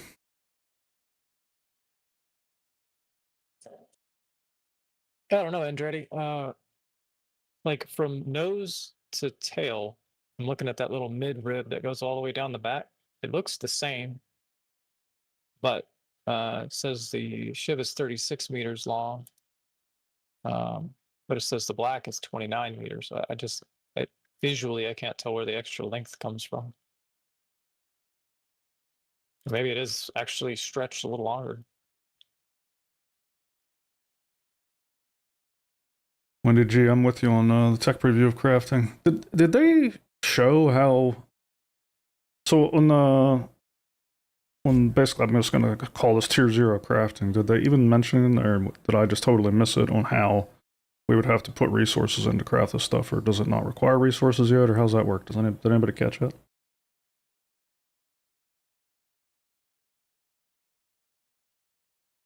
Talking about the little crafting machines? Yeah, the little crafting table. Like, is it actually going to require salvage or mining materials to use it? Yeah, it showed him putting the crates in it.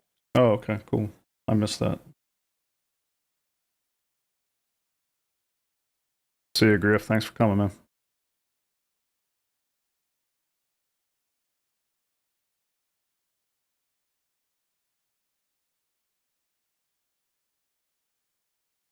No word on Star Sim? You talking about the economy simulator?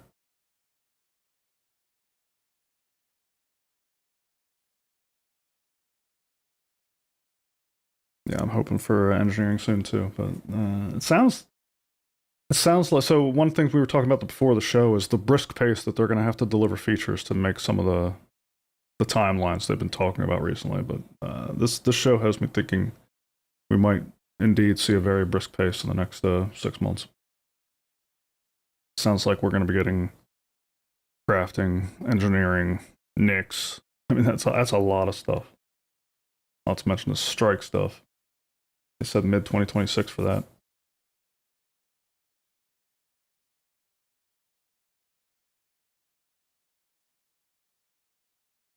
Wonder if the blueprints are single use or repeatable.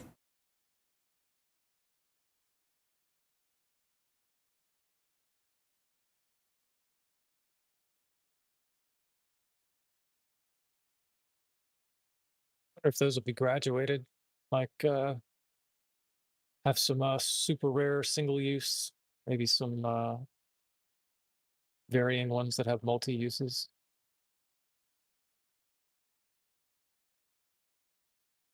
Very nice. When we do get base building, at least there will be some stunning locations for it. You ain't lying, zombie.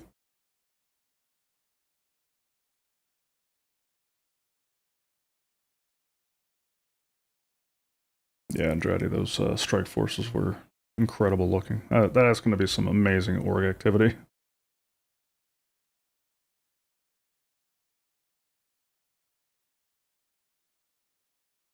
Speaking of which, I got to plug us once. If you're in need of an org to do some of this awesome stuff, you can find our Discord right there in chat.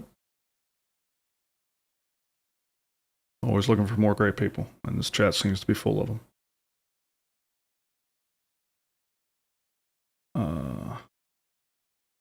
They tend to be ambitious or optimistic on timelines. Yeah, no kidding. You don't think they're hitting those goals next year, Rico? I don't know. The pacing in 2025 was pretty intense.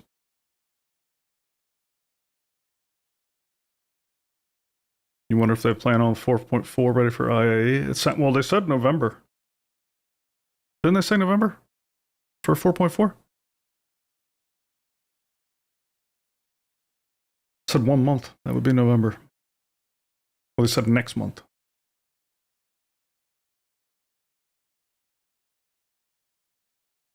I thought I heard. I just didn't want to speak out of turn. Yeah.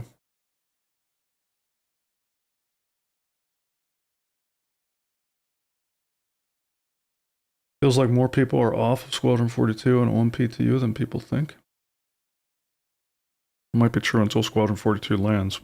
I expect that to have a pretty big reception. Oh, you mean the developers? Yeah. I'm feeling that too, Bob.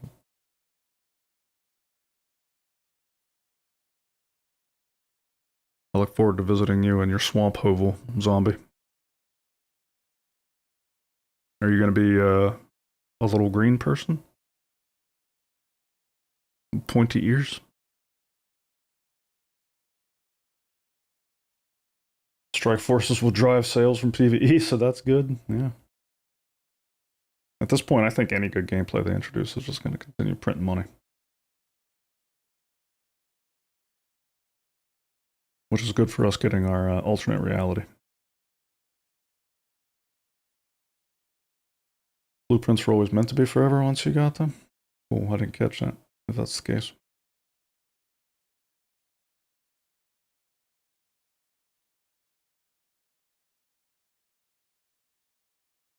You bet, Wendy. Thanks for visiting. The link, I mean.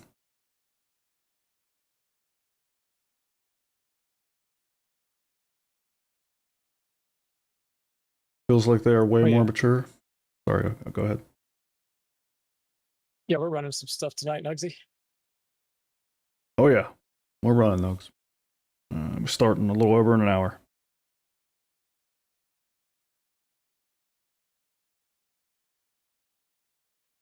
IAE November 20th.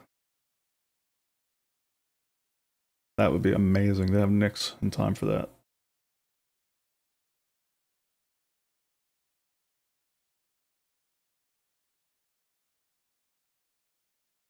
Guess we'll have some new ships for tonight.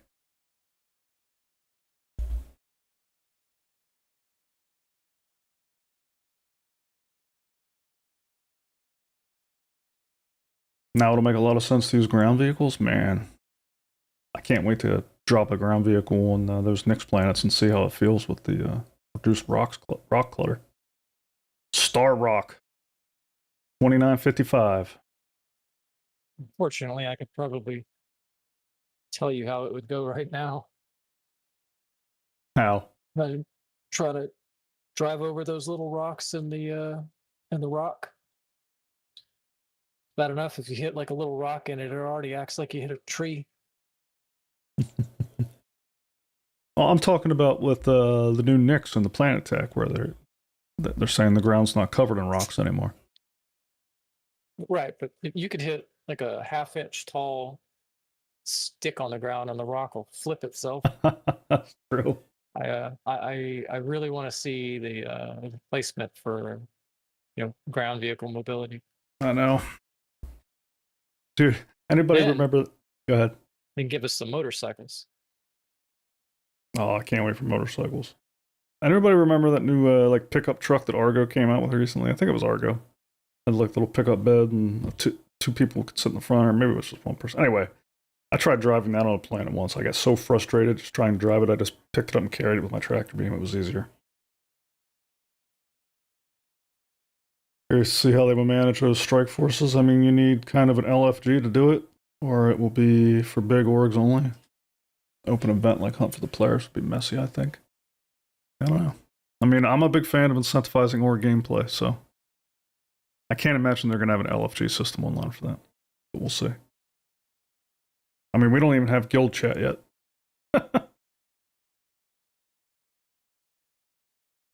They just keep adding more bricks to the foundation, more stuff to do all the time. Yep.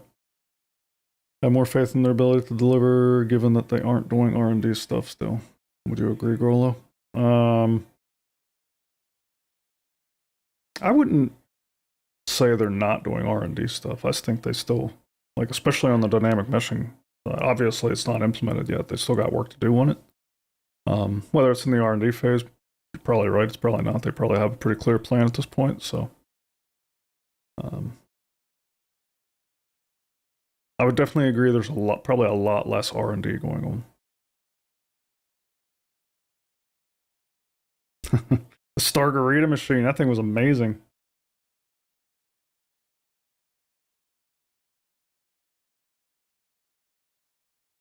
Interstellar space trucking sounds fun. Yeah, you ain't lying.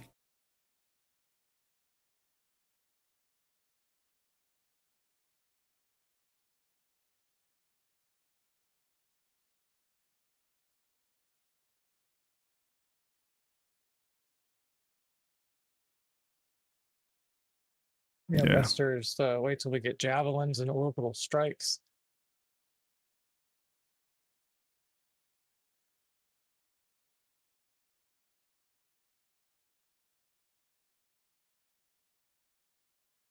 Can't wait for the Ranger, Bob. I'd really love some roads for the Ranger, though. Mm-hmm. Yeah, normally Dark Star that they usually had several kind of, what is it, the little catalog And then you'd have quite a few different ships and things coming up for CitizenCon. Not all of them like IAE, but I would imagine they probably will put some CCUs and stuff today. But right now, just the new ones, so that everybody will buy those first. Zombie Bomby says we really need some in-game fleet management, fleet wings, individual crews. I remember that capital ship combat thing they were talking about that I mentioned they did a few years ago. They kind of showed that fleet interface on the capital ships, those globes that you see in the capital ships. That seems to be the interface for that. Yeah, I'd really like to see better indicators for squadrons. Yeah. Like if you have a party with 20 people in it, you should be able to assign 5 people to, orange team or red team, whatever color. Maybe different symbols. That way you can keep flights together a lot easier.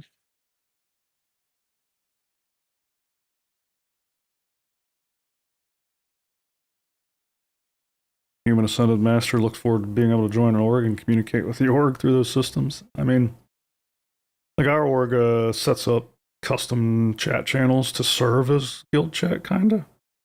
But yeah, it's not as smooth as it should be. I'm looking forward to a lot better tools in that area too.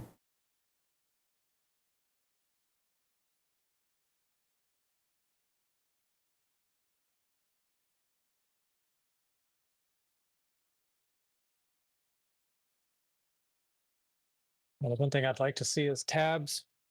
Like I should be able to set a secondary tab to, Luminous, and then put Luminous Ground, Luminous Logistics, all in like one tab, so I can see all 3 of those. Right now, you can either pick one and look at only that one, or you have to see everything.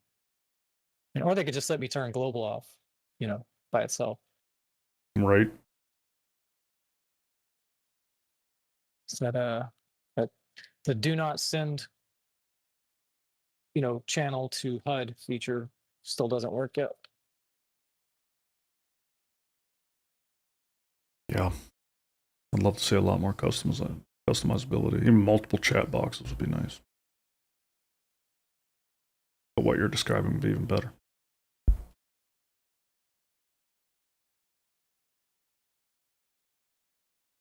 Tell you what, just overall, 2-hour CitizenCon Direct there, that was a lot more content than I was expecting.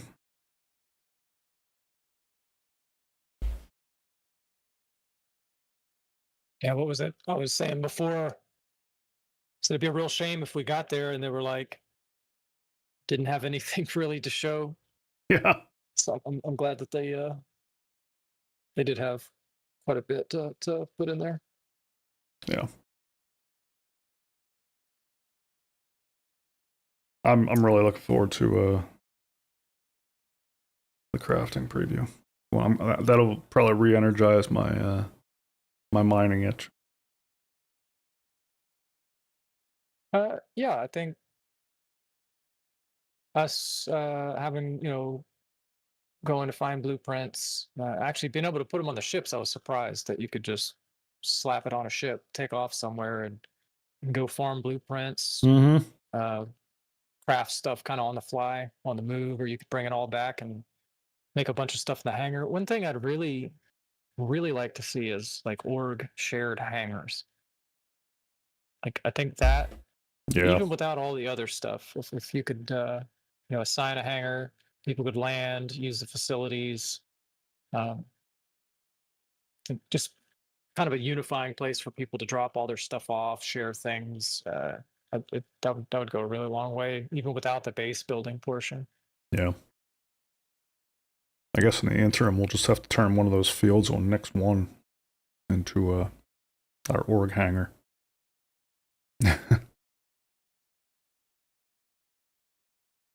As far as crafting on the go, I wonder if you'll need to refine ore to be used in these crafting machines. If they're smart, that will tie into the quality. Like if you put a box of, crappy material, I think you should be able to make crappy guns and crappy armor if you want to. No, I just mean like after you mine the ore and you have the raw form of it, will you need to actually refine that? Oh, yeah, I'd imagine so. I was thinking more of like construction materials or like the 3 different grades of Yeah. RMC. Yeah. Not knowing what exactly we'll need to make the things yet. You can only put 2 boxes in there, so I'm assuming first iteration is going to be relatively simple.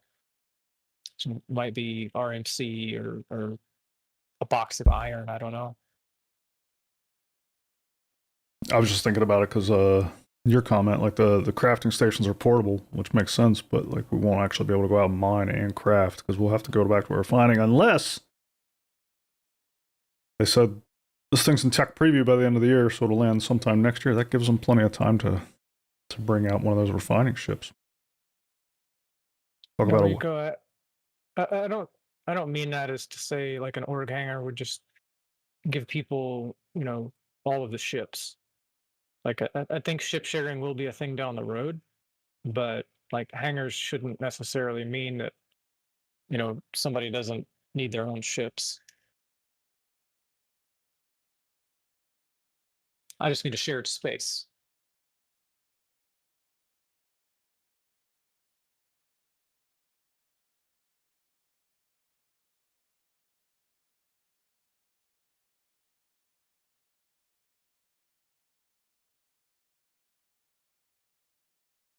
gear salvage would be great. ADEC. I don't see it in Tier 0 though.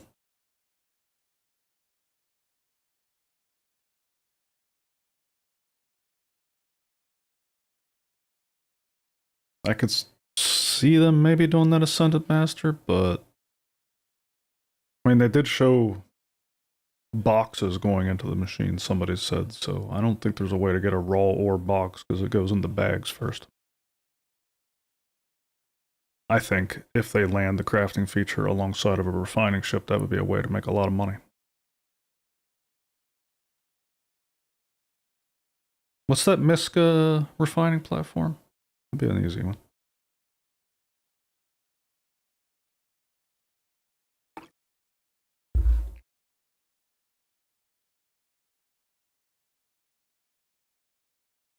Expanse.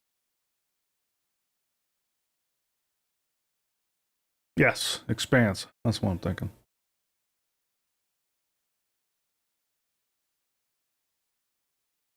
Sunset on Nyx? I didn't even catch that. I'm going to go back and watch this again. Because like I'm paying attention to the chat and watching at the same time, so I missed some things. I'm definitely going to rewatch, catch that sunset.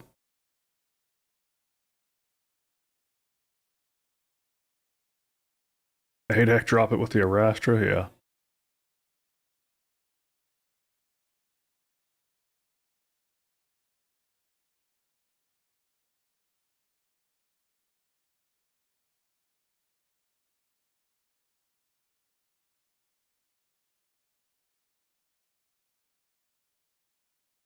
Not Momo.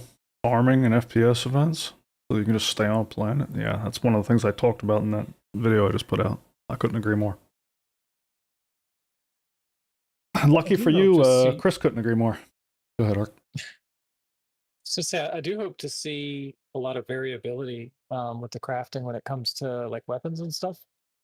Like I know they talked about, maybe it does like faster, speeds, maybe, higher capacities, maybe lower recoils. It'd be really cool if they were like highly tunable in different ways with give and take.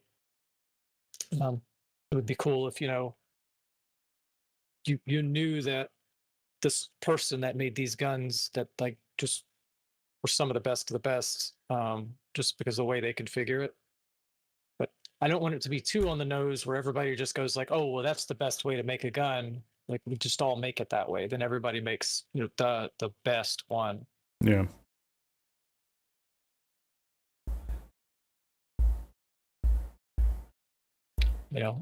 Like I don't want to see like, well, you have to only go to this place to get this one blueprint to make a plus 22 gun or something like that. Like, Yeah. I would love for there to be a sort of skill-based understanding of the crafting. You know, like, it'd be cool if like there was like a handful of people that you knew personally that like these guys make some of the best. Yeah, Like that would be awesome. that would be. One thing we like to talk about on this channel quite a bit is trade-offs, and I just hope there's a lot of trade-offs in the crafting process. And I think that's something they talked about previously. Like, not everything is just going to be a clear progression or upgrade. You're going to have to make a decision. Like, maybe this hits a little bit harder, but it has a little bit more recoil. You know, that kind of thing. Mhm.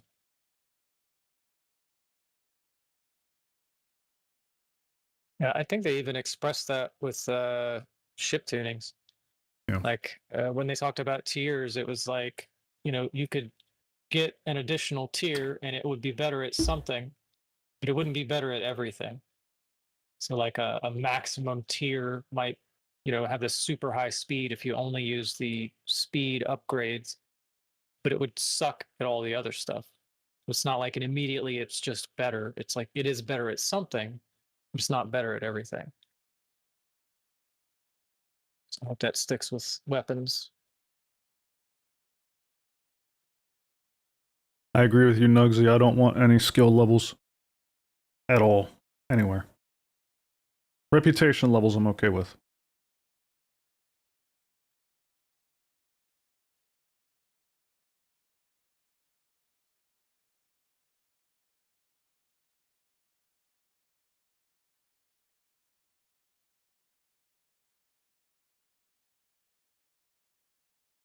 Yeah, I agree. People tend to gravitate toward what works best.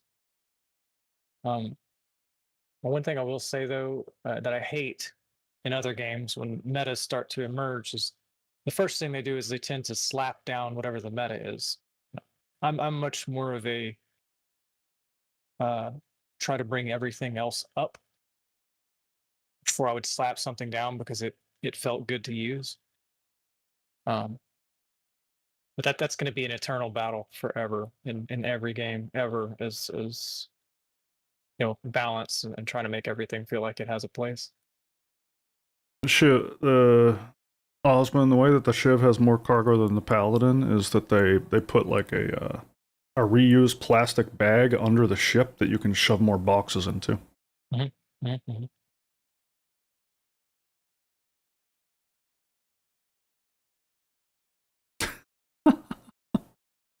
I hope I'm right about that.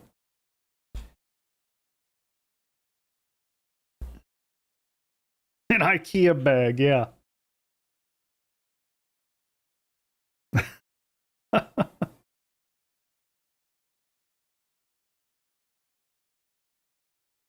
Awesome. Well, we are coming up on 1 hour post show. Probably going to wrap it up here. I really appreciate everybody coming out to the watch party. Our organization, our Star Citizen organization, starts its operation for the evening in 1 hour, so we got to go get ready for that. If anybody would like to join us, you are more than welcome to. I'm going to drop links to our org in the chat one more time. We are always welcoming new folks over there, so feel free to come hang out.